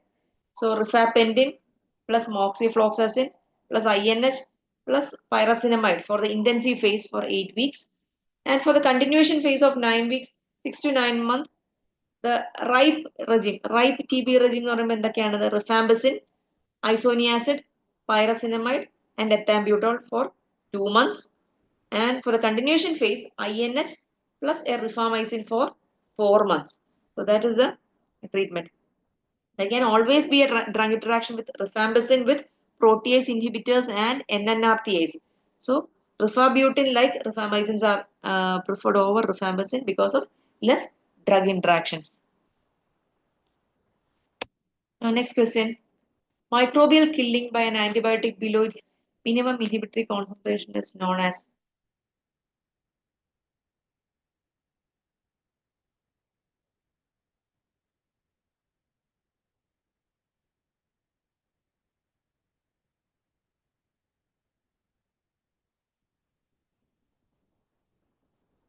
Yes, here the answer is option D, post-antibiotic effect. So what is MIC? This is the lowest concentration of an antibiotic that can prevent the visible growth of a bacteria. So that is minimum inhibitory concentration. And the efficacy of any antibiotic depends actually on the relationship of this MIC to various other pharmacokinetic parameters. Which are the pharmacokinetic parameters that should be taken into consideration? The Cmax, the plasma concentration, then the area under the curve, that is the extent of distribution or absorption of the drug, and the T, time. So time for which the concentration of the antibiotics remains more than MIC, that is the time that we have considered in this case. So there are antibiotics with time dependent killing and no or short post antibiotic effect. Then antibiotics with concentration time dependent killing with and a prolonged post antibiotic effect. And there are antibiotics with concentration dependent killing and prolonged post antibiotic effect. So antibiotics with time dependent killing and short post antibiotic effect. Can you name some examples? A classical example is the beta-lactam group of antibiotics. Here, the efficacy depends on the time. So the antibiotics plasma concentration remains more than the MIC. Hence, these antibiotics actually require multiple dosing. For example, beta-lactam antibiotics, okay, or even erythromycin. So these are antibiotics with time-dependent killing, short post-antibiotic effect. Second group is antibiotics with concentration time-dependent killing and prolonged post-antibiotic effect. So here, when the efficacy depends on the total area under the curve or the total absorption or the extent of absorption or the cumulative dose as compared to MIC, there this dosing has no significant role. Efficacy depends on the maximum absorption of the drug that has taken place. So here the examples are fluoroquinolones. Classical example is fluoroquinolone, and another drug is azithromycin coming under this group. And the third one is antibiotics with concentration dependent killing and prolonged post antibiotic effect. Here, the efficacy depends on the magnitude of the plasma concentration, highest plasma concentration of the drug that is achieved, Cmax. Okay. So these antibiotics require single dosing, and the classical example of these drugs is aminoglycosides. So it depends on the magnitude of the Cmax that is achieved. So classical example is aminoglycosides. So these are the three class of drugs based on this MIC, time dependently, and the other pharmacokinetic parameters. Okay. True regarding vancomycin resistance in vancomycin resistant enterococci, which is true.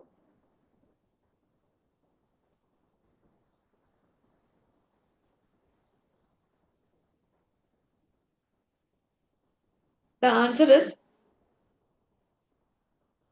yes, it is A. It is plasmid mediated. Hmm. Actually, the resistance to the vancomycin is caused by change of the D-alanine to D-lactate by VAN A transposon that is present in the plasmids. So that is and the reason, and this leads to vancomycin resistance in Staph aureus, which is called VRSA, and even in Enterococcus we call VRE, vancomycin resistant Enterococcus. So here uh, IV vancomycin is the drug of choice for systemic MRSA infections and other infections like even endocarditis, then Enterococcus faecium infections. In all, IV vancomycin is used. What is the important adverse effect of this vancomycin? Important adverse effects are nephrotoxicity and ototoxicity. Okay, and one important one, a classical name that is linked to vancomycin ADR is Redman syndrome that you might have heard because of the stimulation of the histamine release and vasodilatation and flushing that happens with mast cell release of histamine called Redman syndrome. Okay. And when there is a resistance to vancomycin, the treatment of VRE, what is the treatment? Linezolid or daptomycin. That is a treatment for vancomycin resistant organisms. Now this question, very easy question. Dapsone is used as antibacterial, antifungal, and an immunomodulator. What is the mechanism behind all these actions? Yes, very simple answer. Dapsone the mechanism. Yes,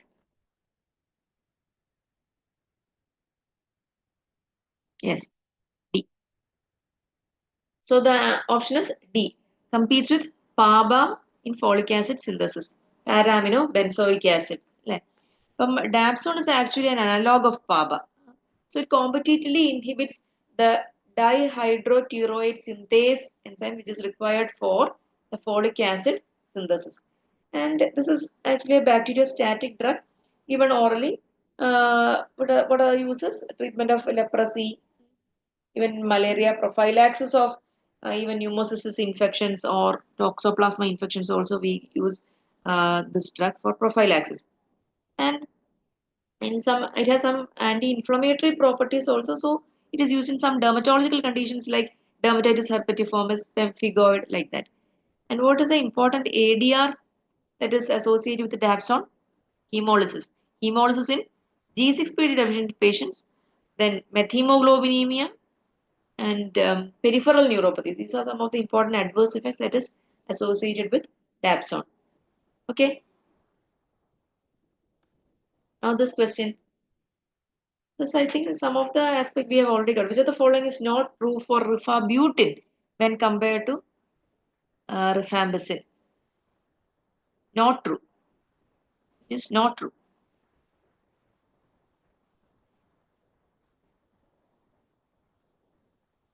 Yes. Not true means here the option. The right answer is option D.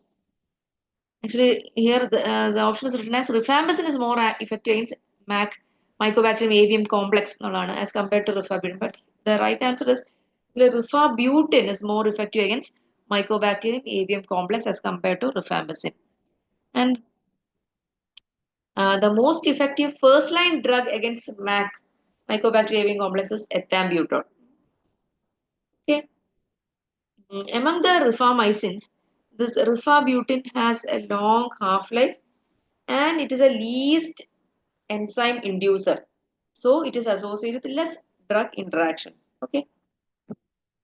Then what about this rifampicin? The duration of action of rifampicin is 13 hours, whereas that of this rifabutin that is discussed is 45 hours. Okay. And this because of this lipid solubility and tissue distribution, these drugs are having long duration of action. And what about rifaximin? You might have heard about rifaximin. ഈ പ്രിസ്ക്രിപ്ഷനിലൊക്കെ റിഫാഗട്ട് എന്ന് പറഞ്ഞിട്ട് പല ഡ്രഗ്സുകളും prescribe ചെയ്ത് കാണാറുണ്ട്. Rifagut, that is rifaximin actually. What is a role? Is a drug of choice for gut sterilization in hepatic encephalopathy and also used for treatment of traveler's diarrhea. That is the role of rifaximin. Okay. Now, next question. Which is an oral drug for hepatitis C treatment? Hepatitis C.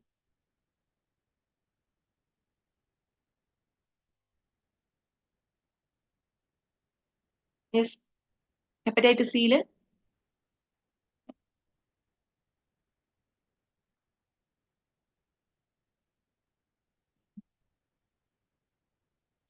Oral drug. Oral drug for hepatitis C. Yes, the right answer is option C. Ledipasvir. Uh, there are oral direct acting drugs on hepatitis C, and you might have heard about some non-structural proteins that is associated with hepatitis C virus.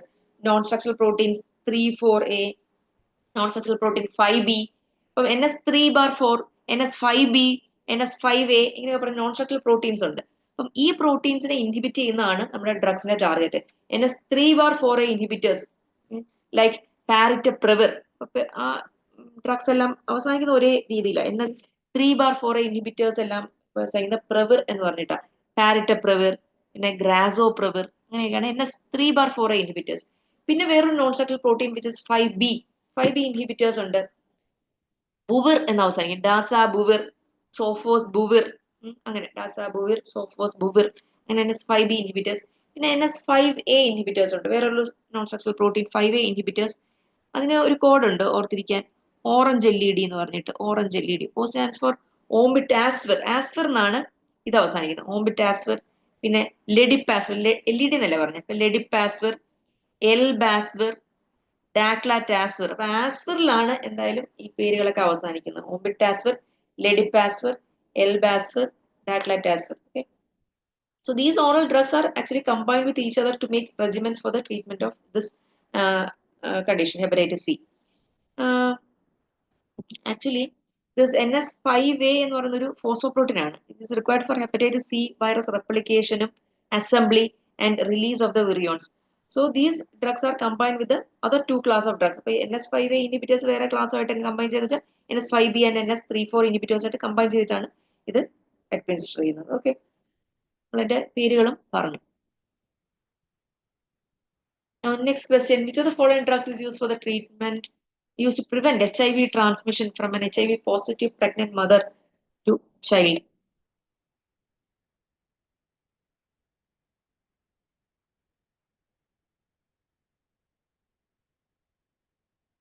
Yes. Prevent HIV transmission from an. Yes. Okay.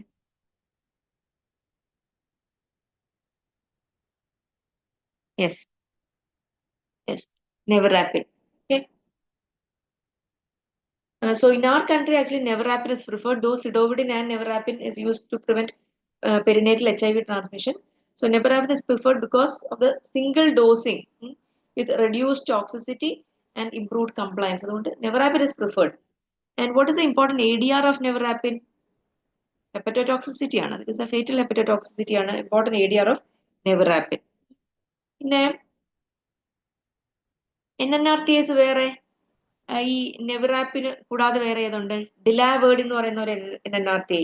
So this neverapinum, dilavertinum പോലുള്ള NNRTs are actually metabolized by CYP3A4 enzymes and its inducers like rifampicin are actually contraindicated with the concomitant administration of these drugs. Okay.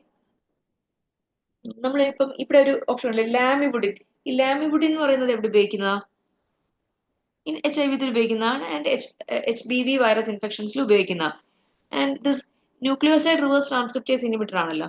അത് it blocks the DNA polymerase enzyme which is present in the mitochondria. അപ്പൊ അതുകൊണ്ട് തന്നെ mitochondrial toxicity conditions like lactic acidosis, myopathy, peripheral neuropathy, pancreatitis അതൊക്കെ ലാംബിഡുമായിട്ട് associated ആണ്. And this NRTIs are this metabolized by CYP450 enzymes, so can be used along with enzyme inducers uh, like rifampicin. ഇത് NRTIസിൽ ഇത് CYP450 pathway ഉപയോഗിക്കാത്തത് കൊണ്ട് നമുക്ക് other enzyme inducers like rifampicin, when there is an HIV TB co-infection, നമുക്കത് rifampicin കൊടുക്കാം. ഈ NNRTIs ഏതൊക്കെയാ? ഒരു മൂന്നെണ്ണത്തിന്റെ പേര് പറഞ്ഞേ. NNRTIs അതിന്റെ കോഡ് തന്നെ എൻഡ് എന്നാണ്. ഈ ND എന്ന് ഓർത്തിരുന്നാൽ NNRTIsന്റെ പേര് കിട്ടും. ഇഫാവിറൻസ്, ഇട്രാവെറിൻ, നെവിറാപ്പിൻ, പിന്നെ ഡിലാവെർഡിനും ഡോറാവെറിനും. എൻഡ് ഈ വെച്ച് രണ്ടെണ്ണം ഉണ്ട്, ഇഫാവിറൻസ്, ഇട്രാവെറിൻ.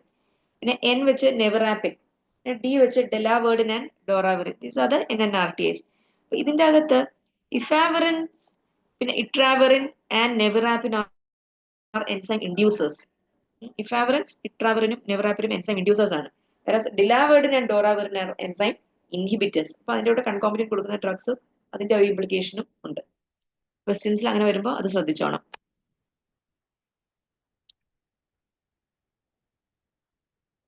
Next, this question: which protease inhibitor is not recommended for boosting with ritonavir?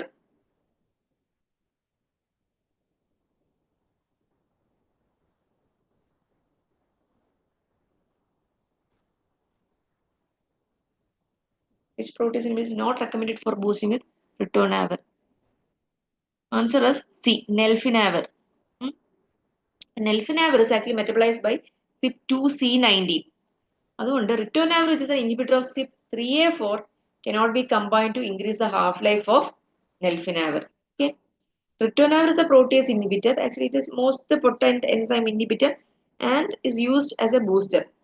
It is actually combined with other protease inhibitors like darunavir, lopinavir, and combine to increase the duration of action. നമ്മൾ പറഞ്ഞ പോലെ റിട്ടോനാവർ boosting നമ്മൾ നെൽഫിനാവറായിട്ട് ചെയ്യാത്തതിന് കാരണം it is primarily not metabolised by CYP3A4 enzyme. Cobicistat എന്ന് പറയുന്ന ഒരു ഫാർമക്കോകൈനറ്റിക് എൻഹാൻസർ ഉണ്ട്. It decreases the metabolism and increases the levels of protease inhibitors like atazanavir. അപ്പം അങ്ങനെയുള്ള ഡ്രഗ്സിന്റെ ബ്ലഡ് ലെവൽ കൂട്ടുന്ന ഒരു ഫാർമക്കോകൈനറ്റിക് എൻഹാൻസർ ആണ് കോബിസിസ്റ്റാറ്റ് എന്ന് പറയുന്നത്, by reducing the metabolism. Okay.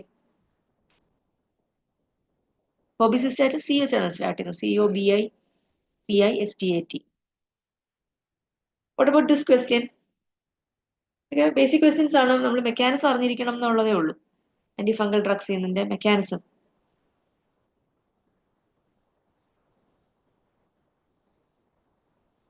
Here the right answer is wrongly matched. ഏതാണെന്നാണ് ചോദ്യം. wrongly matched. Answer is B, flucytosin. Flucytosin എന്താണ്? Actually a prodrug of 5-fluorouracil anti-cancer drug ആണ്. അപ്പോൾ it inhibits the DNA replication of the fungus. S phase it inhibits the DNA replication. അതാണ് അതിന്റെ mechanism. Not inhibit microtubule formation അല്ല.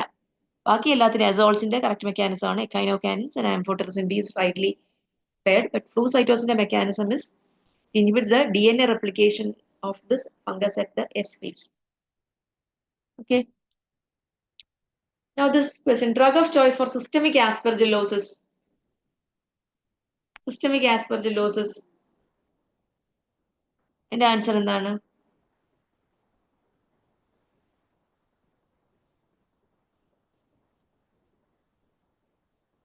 Yes. Okay.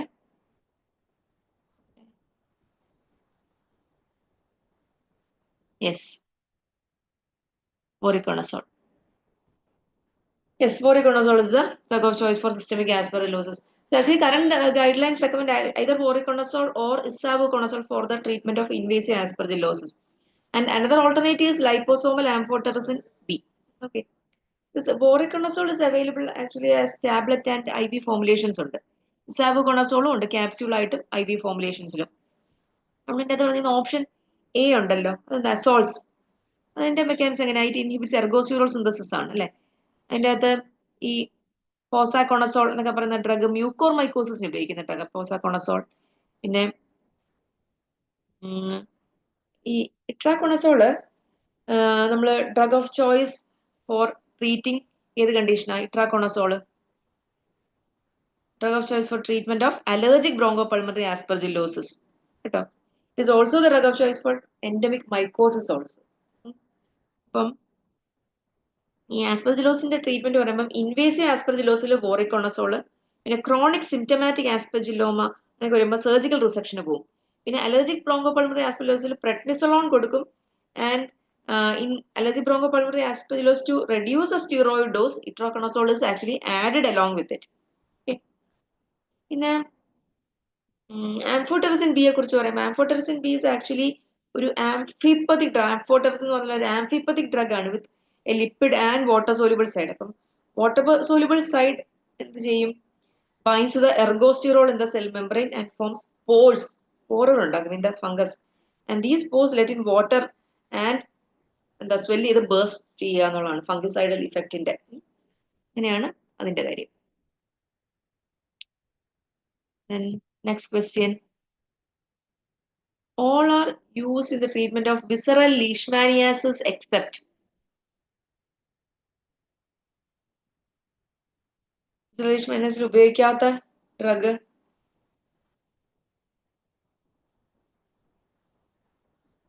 yes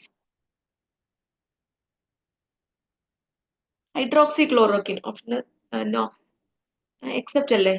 answer is dihydroxychloroquine. ഇപ്പൊ leishmaniasis ഒരു protozoan, leishmania donovani എന്ന protozoan. Cutaneous leishmaniasis ഉണ്ട് visceral leishmaniasis otherwise called kala azar. Cutaneous ലീഷ്മാനിയാസിസിൽ the treatment is sodium stibogluconate which is the drug of choice. പിന്നെ other drugs like ഈ pentamidin, paromomycin, amphotericin ഒക്കെ cutaneous leishmaniasis treatment ആയിട്ടുണ്ട്. In this visceral leishmaniasis otherwise called kala ulcer, there the drug of choice is amphotericin B.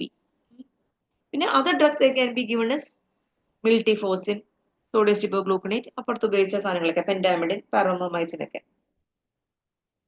അപ്പോ the drug of choice for visceral leishmaniasis എന്ന് പറയുന്നത് നമ്മൾ എന്താ പറഞ്ഞേ?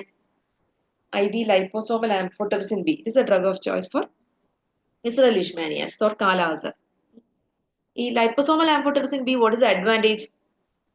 അത് ടാർഗറ്റഡ് ഡെലിവറി ആയതുകൊണ്ട് less nephrotoxicity and the greater delivery of drug into the reticuloendothelial cells. And what about the other options? This miltefosine. This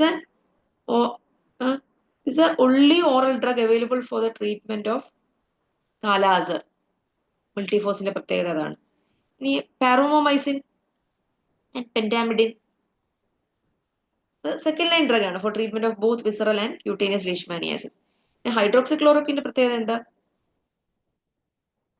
malaria, പിന്നെ amoebiasis, ജിയാഡിയാസിസ്, അങ്ങനെ പിന്നെ other collagen disease like SLE, rheumatoid arthritis, അങ്ങനെയുള്ള immunology mediated disease കണ്ടീഷൻസിലും ഒക്കെ ഹൈഡ്രോക്സിക്ലോറോക്വിന്റെ role ഇവിടെ ഇല്ല, visceral ലീഷ്മാനിയാസിസിൽ വരുന്നില്ല. Then this question, treatment of ventilator associated pneumonia caused by multi-drug resistant Acinetobacter baumannii.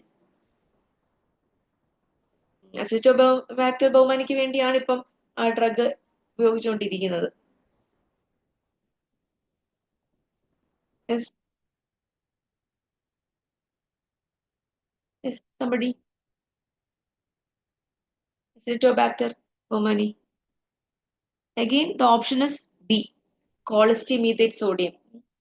Please, colistin is given by IV route for the treatment of MDR gram negative organisms. Okay, അതങ്ങനെ pseudomonas ആകാം, klebsiella, പിന്നെ അതുപോലെ അസിനറ്റോബാക്ടറിനൊക്കെ IV റൂട്ടിൽ colistin. അപ്പൊ colistin methate sodium എന്ന് പറയുന്ന ഒരു pro drug. It is less toxic than colistin when administered parenterally. അതുകൊണ്ടാണ് കോളിസ്റ്റിൻ മീഥേറ്റ് സോഡിയം എന്ന് പറയുന്നത്. parenterally ഉപയോഗിക്കുമ്പോൾ less toxic than colistin. Colistin വേറൊരു ഫോമിൽ അവൈലബിൾ ആണ്, ടോപ്പിക്കൽ പ്രിപ്പറേഷൻ ഉണ്ട്, കോളിസ്റ്റിൻ സൾഫേറ്റ് എന്ന് പറഞ്ഞിട്ട്. ഓക്കെ, അപ്പം നമ്മൾ പറഞ്ഞ പോലെ acinetobacter baumannii, pseudomonas, klebsiella pneumoniae പോലുള്ള MDR gram negative ഇൻഫെക്ഷൻസിനെല്ലാം colistin is very useful. പിന്നെ അതർ ഓപ്ഷൻ നോക്കിയാൽ ക്വിനിപ്രിസ്റ്റിൻ ആൻഡ് ഡാൽഫോപ്രിസ്റ്റിൻ എന്താണ്? This group of antibiotics they are streptogramins. Streptogramin A ആണ് dalfopristin and streptogramin B quinupristin. Actually they are use in combination, ratio of ഒരു 30:70 എന്ന് പറയുന്ന കോമ്പിനേഷനിൽ available ആണ് for the because of the synergistic bacterial action. പിന്നെ ഈ ക്വിനിപ്രിസ്റ്റിന്റെ ഒരു പ്രത്യേകത, it binds to the erythromycin binding സൈറ്റിലാണ് ബൈൻഡ് ചെയ്യുന്നത്. ആൻഡ് ഡാൽഫോപ്രിസ്റ്റിനോ ഈ ക്വിനിപ്രിസ്റ്റിന്റെ ബൈൻഡിങ്ങിനെ ഫെസിലിറ്റേറ്റ് ചെയ്യും. So that is why it is given in a combination. Okay, and what about option C? That drug was actually previously used because of some antibiotic and anti-proliferative effect. Previously cancer cell lines ഒക്കെ കണ്ടിരുന്നു, but now not used because of some um, difficulty in the administration of the drug because of some poor water solubility like that. Tedisolid used in MRSA and VRSA infections causes, and one important advantage is causes less bone marrow suppression and longer acting than linezolid when compared to linezolid. Longer acting and less bone marrow suppression. That is the advantage of tedisolid. And what about this question? All are true about MDR TB except.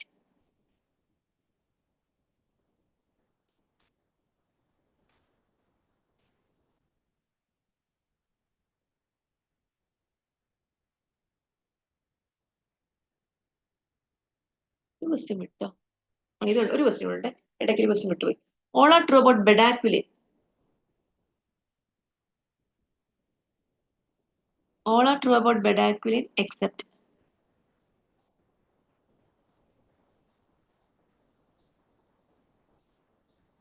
Bedaquiline is an anti-TB drug അല്ലേ? Except എന്താണ്? Use in pediatric and adult populations എന്നുള്ളതാണ് wrong answer. അപ്പോൾ mechanism of action, it inhibits ATP synthase used in MDR TB. And pharmacokinetics is food increases the absorption by oral route. It is a highly plasma protein bound drug one. And liver metabolism and excretion 75% അങ്ങനെ തന്നെ നടക്കുന്നതാണ്. And it concentration dependent killing and ഒരു വേറൊരു drug ആണ്, concentration dependent killing ഉള്ളൊരു drug ആണ് this bedaquiline. And contraindication for its use is QT prolongation less than 18 years of age. അപ്പോൾ അതുകൊണ്ടാണ് use in paediatric and adult population എന്ന option ഇവിടെ correct ആയിട്ട് വരുന്നത്. less than 18 years of age FDA approved അല്ല, QT prolongation cos ചെയ്യും. പിന്നെ വേറെ ഡ്രഗ്സ് ഉണ്ട്, ഡെലാമാനിഡ് എന്ന് പറയുന്ന ഡ്രഗ്. കൂടെ തന്നെ നമ്മൾ പഠിക്കുമ്പോൾ പഠിക്കുന്ന വേറൊരു ഡ്രഗ് ഡെലാമാനിഡ്. അതിന്റെ മെക്കാനിസം എങ്ങനെയാ? ഇറ്റ് ഇൻഹിബിറ്റ്സ് മൈക്കോളിക് ആസിഡ് സിന്തസിസ് ആണ്. What happens is during metabolism nitric oxide is released, which is toxic to mycobacterium. അങ്ങനെയാണ് അതിന്റെ ബാക്ടീരിയസിഡൽ ആക്ഷൻ വരുന്നത്. പിന്നെ ഒരു പ്രോഡ്രഗ് ആണ് delamanid. And it also causes QT prolongation. പിന്നെന്താ കോൺട്രാഇൻഡിക്കേഷൻ? പ്രഗ്നൻസിയിൽ കോൺട്രാഇൻഡിക്കേറ്റഡ് ആണ്. പിന്നെ പ്രിറ്റോമാനിഡ് എന്ന് പറയുന്ന ഒരു ഡ്രഗ് കേട്ടിട്ടുണ്ടോ? പ്രിറ്റോമാനിഡ്. അതിന്റെ മെക്കാനിസം എന്ന് പറയുമ്പോൾ മീൻ എയറോബിക് കണ്ടീഷൻസിൽ it inhibits the cell wall synthesis components, പ്രോട്ടീനും ലിപ്പിഡ് സിന്തസിസ് ഒക്കെ സെൽ വാളിലെ കോൺസ്റ്റിറ്റ്യുവൻസിന്റെ കമ്പോണന്റിന്റെ പ്രൊഡക്ഷൻ ഇസ് ഇൻഹിബിറ്റഡ്. ആൻഡ് അത് എയറോബിക് കണ്ടീഷനിൽ. ഇൻ എനേറോബിക് കണ്ടീഷനിൽ പ്രിറ്റോമാനിഡ് എന്ത് ചെയ്യും? It generate some again reactive nitric oxide species and decrease the ATP concentration and reduces the cellular respiration. അതാണ് cellular respiration prevent ചെയ്യും and kills the bacteria. അങ്ങനെയാണ് pretomanid എന്ന് പറയുന്ന ഡ്രഗിന്റെ mechanism of action. Inhibits the cell wall synthesis, cell wall components. പിന്നെ anaerobic കണ്ടീഷൻസിൽ generates nitric oxide species and reduces the cellular respiration mechanism in the bacteria. Okay. Any question? All are true about MDR TB except. All are true about MDR TB except resistance to both isoniazid and rifampicin. ഇതാ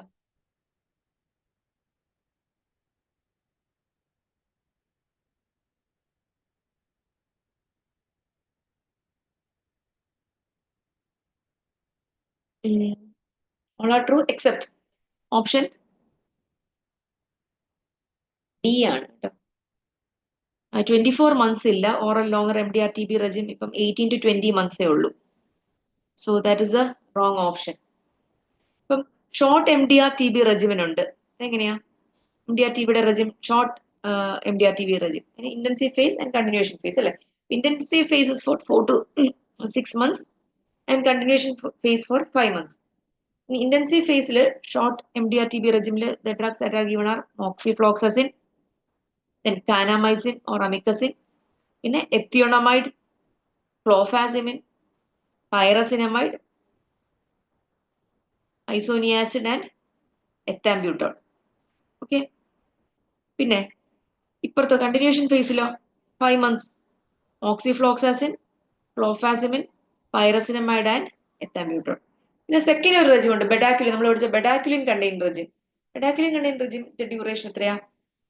അതും intensive ഫേസും continuation ഫേസും ഉണ്ട്. എങ്ങനെയാ? Intensive face 4 to 6 months ബെഡാക്യുലിൻ ആണ്.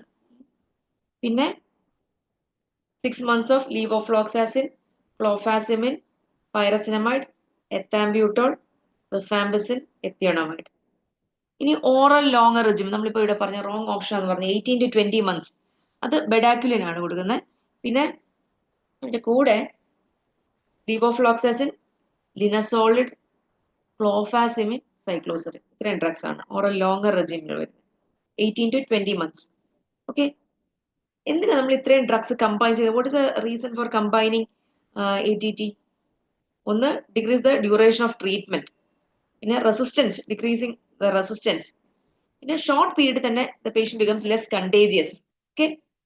പിന്നെ faster ആയിട്ടുള്ള ഒരു സിംറ്റമാറ്റിക് റിലീഫ്. ഇങ്ങനെയുള്ള പല കാരണങ്ങൾ കൊണ്ടാണ് ദീസ് ഡ്രഗ്സ് ആർ കമ്പൈൻഡ്. പിന്നെ ഇതിന്റെ ഡയഗ്നോസ്റ്റിക് മൊഡാലിറ്റീസ് ട്രൂ നാറ്റ്, CB നാറ്റ് എന്നൊക്കെ കേട്ടിട്ടുണ്ടല്ലോ. അപ്പം അത് എന്താ ഡിറ്റക്ട് മൈക്കോബാക്ടീരിയം ട്യൂബർക്ലോസിസ്. പിന്നെ അതിന്റെ റെസിസ്റ്റൻസ്, റിഫാംബിസിൻ റെസിസ്റ്റൻസ് കണ്ടുപിടിക്കും.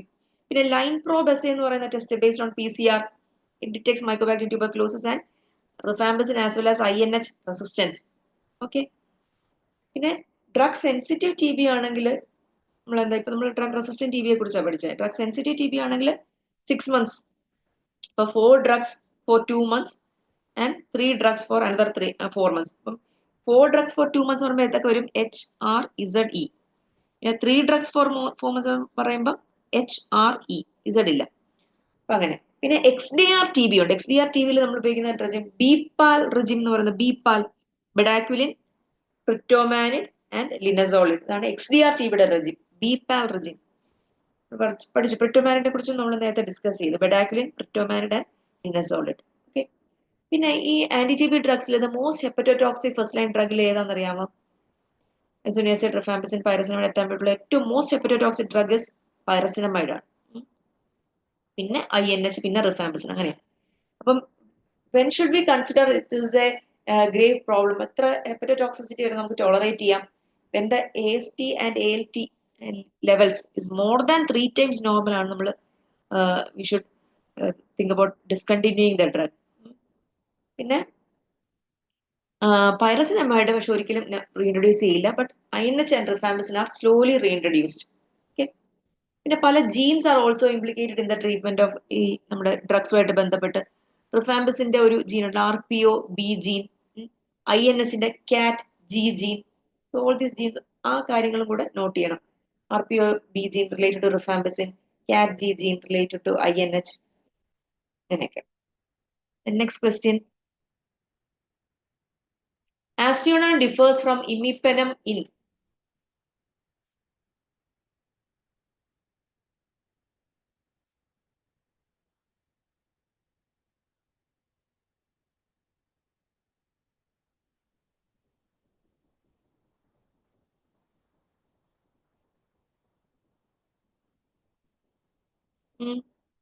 The answer here, right answer is C.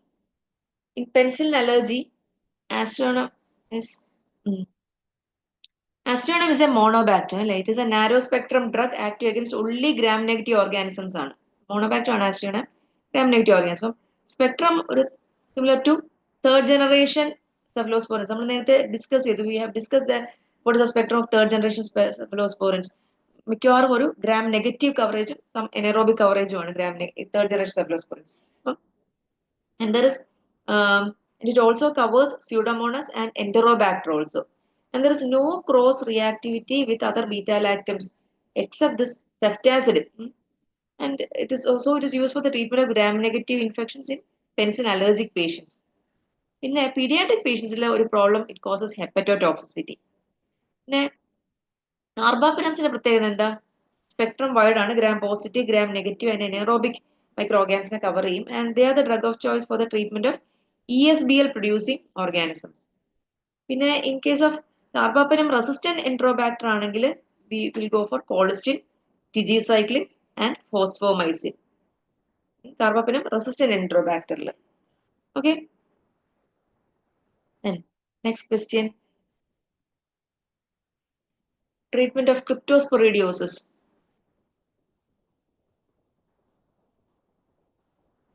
Yes.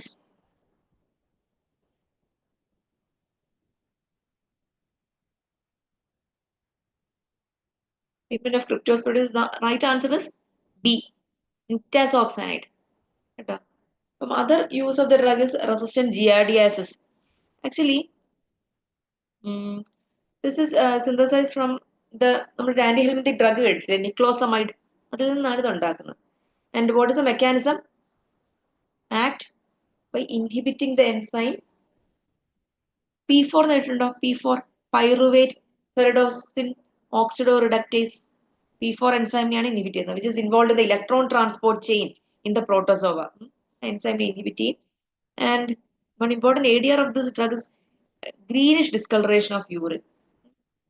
പിന്നെ other treatment options for cryptosporidiosis എന്ന് പറയുന്നത് oral paromomycin, which is a luminal amicidal drug, അത് ഉപയോഗിക്കാം. പിന്നെ ബാക്കിയുള്ള ഡ്രഗ്സ് നോക്കിയേ, നൈഫോട്ടിമോക്സ് എന്തുവാ, യൂസ് ഇൻ അമേരിക്കൻ ട്രിപ്നോസോമിയ സ്റ്റാഗാസ് ഡിസീസ്, അതിലാണ് നൈഫോട്ടിമോക്സ് ഉപയോഗിക്കുന്നത്. പിന്നെ എഫ്ലോർനെത്തിൻ, what is എഫ്ലോർനെത്തിൻ? പേര് തന്നെ ഉണ്ടല്ലോ, ഓർനെത്തിൻ. So inhibits the ornithine decarboxylase enzyme required for the synthesis and polyamines required for cell division. അതാണ് അതിന്റെ ആക്ഷൻ. പിന്നെ ലെവാമിസോൾ, അത് സ്പാസ്റ്റിക് പാരാലിസിസ് ഉണ്ടാക്കുമ്പോൾ inhibits the nicotinic acetylcholine receptors and cause spastic sort of paralysis. So in conditions like either worm infestations, ലെവാമിസോൾ ഉപയോഗിക്കുന്നത്, treatment of roundworm infestation, hookworm infestation. Okay. പിന്നെ അതിന്റെ ലെവാമിസോൾ പ്രത്യേക, it is also an immunomodulator also. Okay. Lemamisol is also an immunomodulator. Option D. Immunomodulator. A right answer for treatment of cryptosporidiosis is B. Nitazoxanide. Okay. Now next question. 40-year-old woman who was on chemotherapy for 6 months for ovarian carcinoma. Now she presented progressive bilateral sensory neural hearing loss. Drug responsible for this is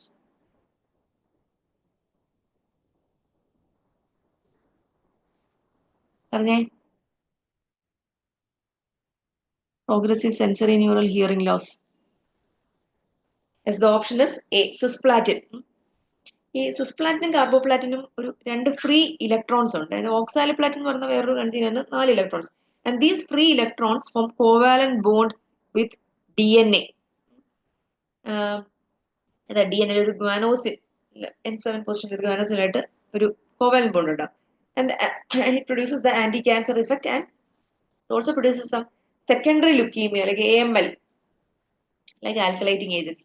പിന്നെ ഈ aluminium syringe കൊടുക്കാൻ പാടില്ല, because it inactivates cisplatin. So to be avoided with needles made up of aluminum.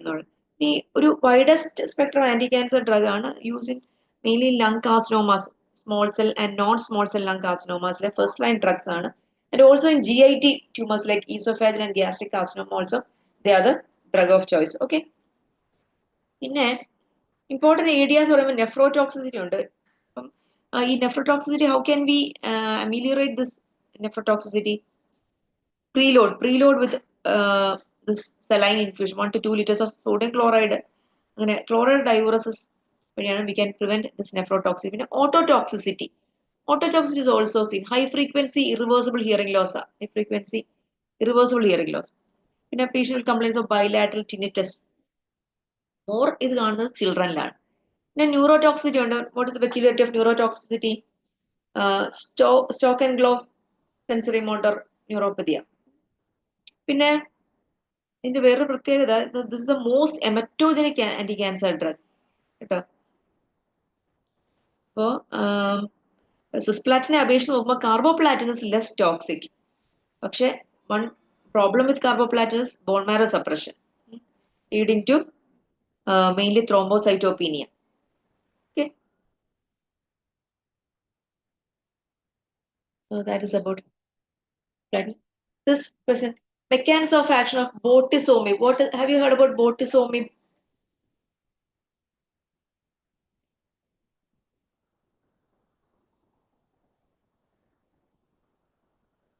Bortezomib. Mechanism of action of bortezomib. Answer A. Answer A ആണ് കേട്ടോ. Proteasome inhibitor. What is proteasome? It is a protein responsible for stimulating this survival mechanism of the cell. എങ്ങനെ survival mechanism stimulate ചെയ്യുന്നത്? NFK beta എന്ന് കേട്ടിട്ടില്ലേ? NFKB. Increasing the NFKB activity. അപ്പം അങ്ങനെ NFKB activity promote ചെയ്ത് stimulate സെല്ലിന്റെ survival mechanisms promote ചെയ്യും. So പ്രോട്ടിയസോം inhibitor like ബോട്ടിസോംബ് എന്ത് ചെയ്യും? Decrease the NFKB which lead to cell apoptosis. And this bortezomib is indicated for the treatment of this drug resistant multiple myeloma, പിന്നെ mantle cell lymphoma ഇതൊക്കെയാണ്. പിന്നെ ഈ ബോട്ടിസോമിന്റെ വേറെ drugs കാർഫിൽസോമിബ് കേട്ടിട്ടുണ്ടോ? കാർഫിൽസോമിബ് and ixazomib. They are also used for the treatment of this drug resistant multiple myeloma. The most common side effect associated with this is thrombocytopenia and peripheral neuropathy. Okay. അപ്പം ഈ NFK beta stimulation എന്ന് പറയുമ്പോൾ it promotes cell survival എങ്ങനെ by inducing the target ജീൻസിനെയൊക്കെ promote ചെയ്യുന്നു. And their products inhibit the components of the apoptotic process in normal cells as well as in cancerous cells. അപ്പം NFKB stimulate the antioxidant proteins also. അങ്ങനെ it prevent the programmed cell death എന്ന് പറയാം. അപ്പം പ്രോട്ടിയാസോം ഒരു NFK beta inhibitor ആണ്. Okay, പ്രോട്ടിയാസോം inhibit ചെയ്യും.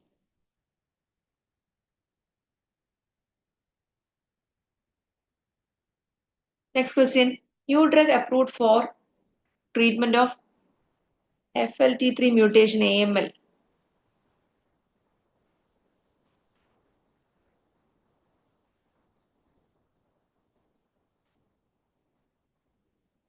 FLT3 എന്നൊക്കെ പറഞ്ഞാൽ എന്താണ്? ഒരു ടൈറോസിൻ കൈനേസ് അല്ല. ഈ FMS LMT like tyrosine kinase എന്നുള്ളതാണ്. FMS like tyrosine kinase 3 mutation AML. The answer is option A. മിഡോസ്റ്റോറിൻ. അപ്പം FLT3 ലൈഗാൻഡ് ഈ FLT3 receptors ആയിട്ട് bind, it is present in the myeloid cells. It mediates the proliferation and differentiation of myeloid cells. FLT3 gene mutation leads to increased activation of FLT3 receptors, which results in hematological neoplasms. And this drug, midostaurin, it is a tyrosine kinase inhibitor for the treatment of FLT3 mutation.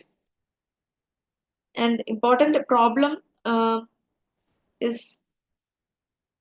the drug in the mastocytosis. പിന്നെ വേറൊരു drug കേട്ടിട്ടുണ്ടോ? ഗിൽറ്ററിറ്റിനിബ്. അതൊരു specific FLT3 inhibitor ആണ്, approved for the treatment of FLT3 mutation in positive AML. Next question.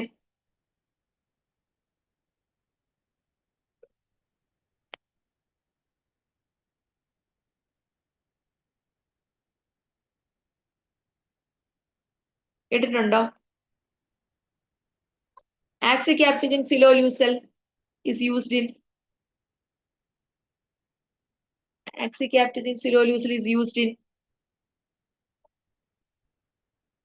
answer C ആണ് C. Diffuse large B-cell lymphoma.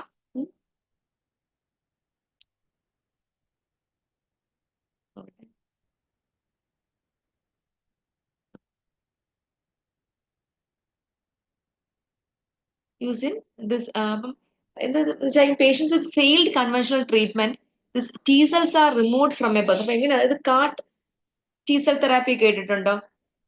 Chimeric antigen receptor T cell therapy. അതാണ് CAR T cell therapy. എന്ന് പറ്റുന്ന വെച്ചാൽ in patients with failed conventional treatment, T cells are removed from a person with this condition like lymphoma, and these T cells are genetically engineered and reintroduced to the person. അപ്പോൾ എന്ത് പറ്റും? ഇതിന്റെ advantages എന്താ? Targeted treatment ആണ്, specific cancer related and specific person related.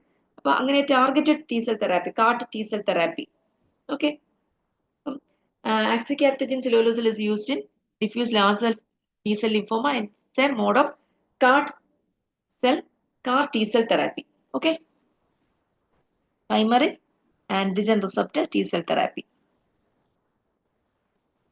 Next question.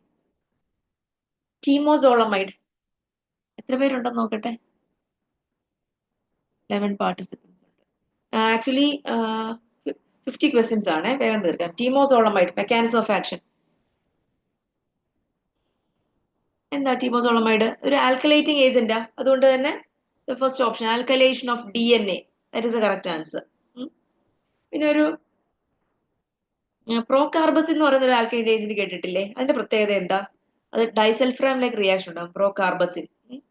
പിന്നെ പ്രോകാർബസിന്റെ വേറൊരു പ്രത്യേകത, it is A monoamine oxidase inhibitor.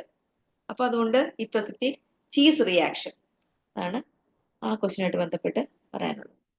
Next question.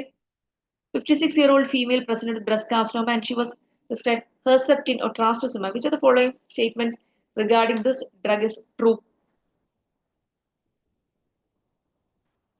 Trastuzumab true ഏതാന്നുള്ളതാണ്. അതിന്റെ ഓപ്ഷൻ ബി ആണ്.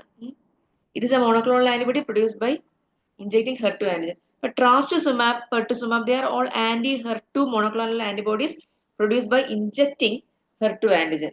And they are actually the drug of choice for the treatment of HER2 positive breast cancers. It is also used for HER2 positive gastric cancers also. Resistance to these drugs are seen due to loss of external receptor part. HER2 tyrosine kinase inhibitor lapatinib എന്ന് പറയുന്ന drug കേട്ടിട്ടുണ്ടോ? Lapatinib. It is used for trastuzumab resistant breast cancer. But lapatinib is the dual tyrosine kinase inhibitor which inhibits both HER1 and HER2 tyrosine kinase and used along with capecitabine for treatment of trastuzumab resistant HER2 positive breast cancers. Okay. Neratinib എന്ന് പറയുന്ന ഒരു drug, it is an inhibitor of HER1, HER2 and HER4 tyrosine kinase approved for treatment of trastuzumab resistant breast cancer. Okay. Now, next question. Drug used to reduce nephrotoxicity due to cisplatin. Yes, that is a very simple question. Anil answer പറഞ്ഞേ. Drug used to reduce B ആണ് option, amifostin. അപ്പം ഈ ഒരു preferential cytoprotection കൊടുക്കും of normal tissues from the cytotoxic therapies. And this preferential cytoprotection പറഞ്ഞാൽ that is due to metabolism of amifostin to a free thiol form, which is the active form, and it gets rapidly uptake into the normal tissues by this facilitated diffusion process. And what happens is normal tissues accumulate this free thiol, which is the active form of amifostin, whereas uptake into the neoplastic tissues is slow. The free thiol that is taken up by the normal cells protects by covalently binding the reactive anti-cancer drugs such as alkylating drug agents, anthracyclines, അങ്ങനെയുള്ള drugs ഒക്കെ ആയിട്ട് further interaction prevent ചെയ്യും. Amifostin can stimulate this bone marrow growth in patients with this marrow disorders and cause this myelodysplastic syndrome. It is also used in radiotherapy-induced xerostomia. Okay. Next question. Drug of choice for AML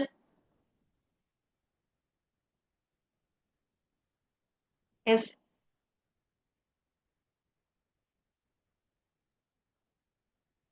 AML M3.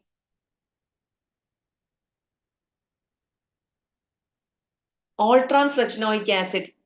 ATRA. Option B ആണ് answer. ഇപ്പൊ AML M3 എന്ന് പറയുന്നത് due to ഒരു റാറ PML ട്രാൻസ്ലൊക്കേഷനാണ്. RARA എന്ന് കേട്ടിട്ടുണ്ടോ? Retinoic acid receptor alpha alteration. PML is pro myelocytic leukaemia. ഇതിന്റെ ഒരു translocation ആണ് AML M3 സംഭവിക്കുന്നത്. And the differentiating agents like ATRA, all trans retinoic acid ഒക്കെ ചെയ്യും സെൽസിനെ ഡിഫറൻഷിയേറ്റ് ചെയ്യും. And from blast they form mature cells. Okay. പിന്നെ അതിന്റെ പ്രശ്നം എന്ന് പറയുന്നത് റെറ്റിനോയിക് ആസിഡ് സിൻഡ്രോം എന്ന് പറയുന്നൊരു മോസ്റ്റ് സീരിയസ് ADR ഉണ്ട്. അത് fever, breathlessness, pericardial and pleural effusion ഒക്കെ ആയിട്ട് ബന്ധപ്പെട്ട് കിടക്കുന്നു. അപ്പൊ ഇതെങ്ങനെ നമുക്ക് പ്രിവെന്റ് ചെയ്യാം? By pre-treatment with dexamethasone, we can prevent this retinoic acid syndrome that is associated with ATRA, all trans retinoic acid. Okay. Next question, 48. Which of the following is used in BRAF mutant melanoma? BRAF കേട്ടിട്ടുണ്ടോ? The answer is option D. Trametinib. BRAF എന്ന് പറയുന്നത് is a human gene that encodes a protein called BRAF. Actually, this is a proto-oncogene. BRAF എന്നും VRAF എന്ന് പറയുന്നത് there are proto-oncogenes. And this cell proliferation pathway വേറെയും pathway വഴിയുണ്ട്. RAF, RAS, MEC, MAP ഒക്കെ. അപ്പോൾ for BRAF mutations, BRAF inhibitors like vemurafenib, പിന്നെ dabrafenib ഒക്കെയാണ് ഉപയോഗിക്കുന്നത്. പിന്നെ mitogen activated protein map kinase pathway inhibitors ഉണ്ട്. അത് include MEC inhibitors like trametinib. Okay. അതും അതിൽ വരുന്നതാണ്.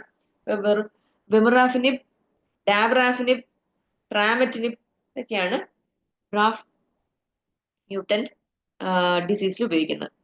പിന്നെ ബാക്കിയുള്ള ഓപ്ഷൻസ് റൂക്സോലിറ്റിനിബ് എന്ന് എഴുതിയിരിക്കുന്നല്ലോ. That is a JAK inhibitor using polycythaemia വേറ.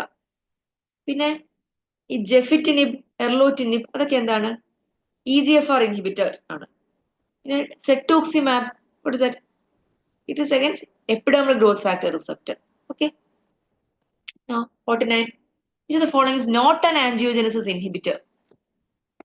Which of the following is not an angiogenesis inhibitor? The right answer is option D. Dasatinib. Dasatinib is a BCR-ABL tyrosine kinase inhibitor used in imatinib-resistant CML. പിന്നെ other monoclonal antibodies against ഈ ആന്റിജനസിസ് എന്ന് പറയുമ്പോൾ vascular endothelial growth ഫാക്ടറുമായിട്ട് ബന്ധപ്പെട്ട് കിടക്കും. അപ്പം other monoclonal antibodies against vascular endothelial growth factor are ranibizumab which is used in proliferated diabetic retinopathy. പിന്നെ ഈ wet age related macular ഡീജനറേഷനോ നിയോവാസ്കുലർ ഏജ് റിലേറ്റഡ് മാക്കുലർ ഡീജനറേഷനിലൊക്കെ ഉപയോഗിക്കും. പിന്നെ റാമുസിറുമാബ് എന്ന് പറയുന്ന ഒരു ഡ്രഗ് ഉണ്ട്, ramucirumab. It is also active against BEGFR. പിന്നെ sunitinib, sorafenib, they are also active against BEGFR.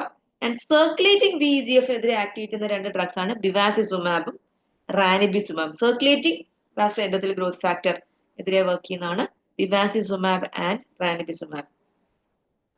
Okay. Now the last question. Which of the following immune checkpoint inhibitors is wrongly matched? കേട്ടിട്ടുണ്ടോ ഇത്? Ipilimumab,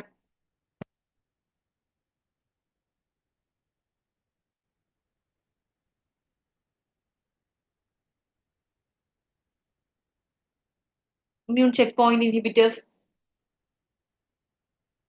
ഈ CTLA4 എന്ന് വെച്ചാൽ എന്താ? Cytotoxic T lymphocytes associated protein എന്നാണ് അതിന്റെ full form. ഈ ഇപ്പിലിമമാബ് anti CTLA4 drug. അതായത് CTLA4 is a protein found on the T cells and it acts as an immune checkpoint. എങ്ങനെയാ? It binds to some ligands and prevent T cell activation. slide. T cell activation is useful in preventing and combating cancers. Ipilimumab anti-CTLA4 action. Second drug, nivolumab anti-PD1 PD1 is what? Program cell death protein. This is a protein found on the surface of the immune cells. There are receptor active, and this receptor binds to other ligands, program cell death ligands on other cancerous cells like. Binds to PDL1 ligand and PDL2 on other tumor cells, leading to immune evasion. That's nivolumab action, anti-PD1. Ini adutha drug pembrolizumab. It is again the same action, anti-PD1 program cell death, and they bind to the ligands present on other nearby tumor cells. PDL1 എന്ന് പറയുന്ന ligand bind ചെയ്ത് this T cell activation അത് ഒരു action നടത്തുകയാണ് ചെയ്യുന്നത്. പിന്നെ അടുത്ത drug നോക്കിയേ, അറ്റിസോളിസുമാബ് anti-PD1 എന്ന് എഴുതുന്നു. അതാണ് റോങ്ലി മാച്ച് എന്ന് പറഞ്ഞിരിക്കുന്നത് ഡി ആണ്, അറ്റിസോളിസുമാബ്. അത് anti-PD1 അല്ല, ആക്ച്വലി anti-PDL1 ആണ്, ലൈഗാൻഡിനെയാണ്.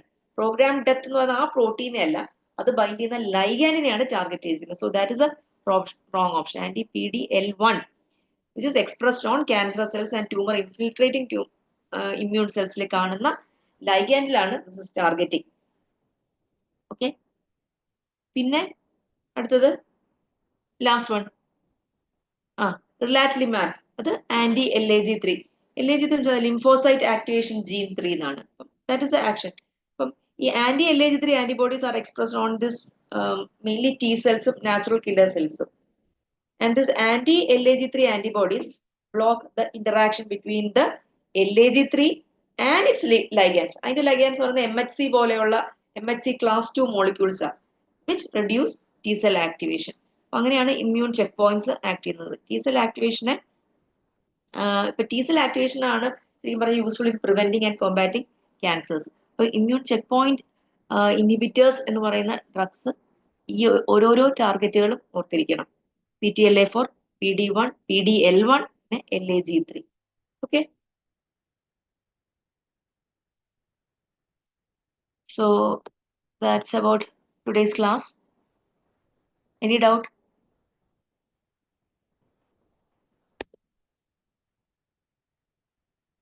So shall we wind up? Thank you.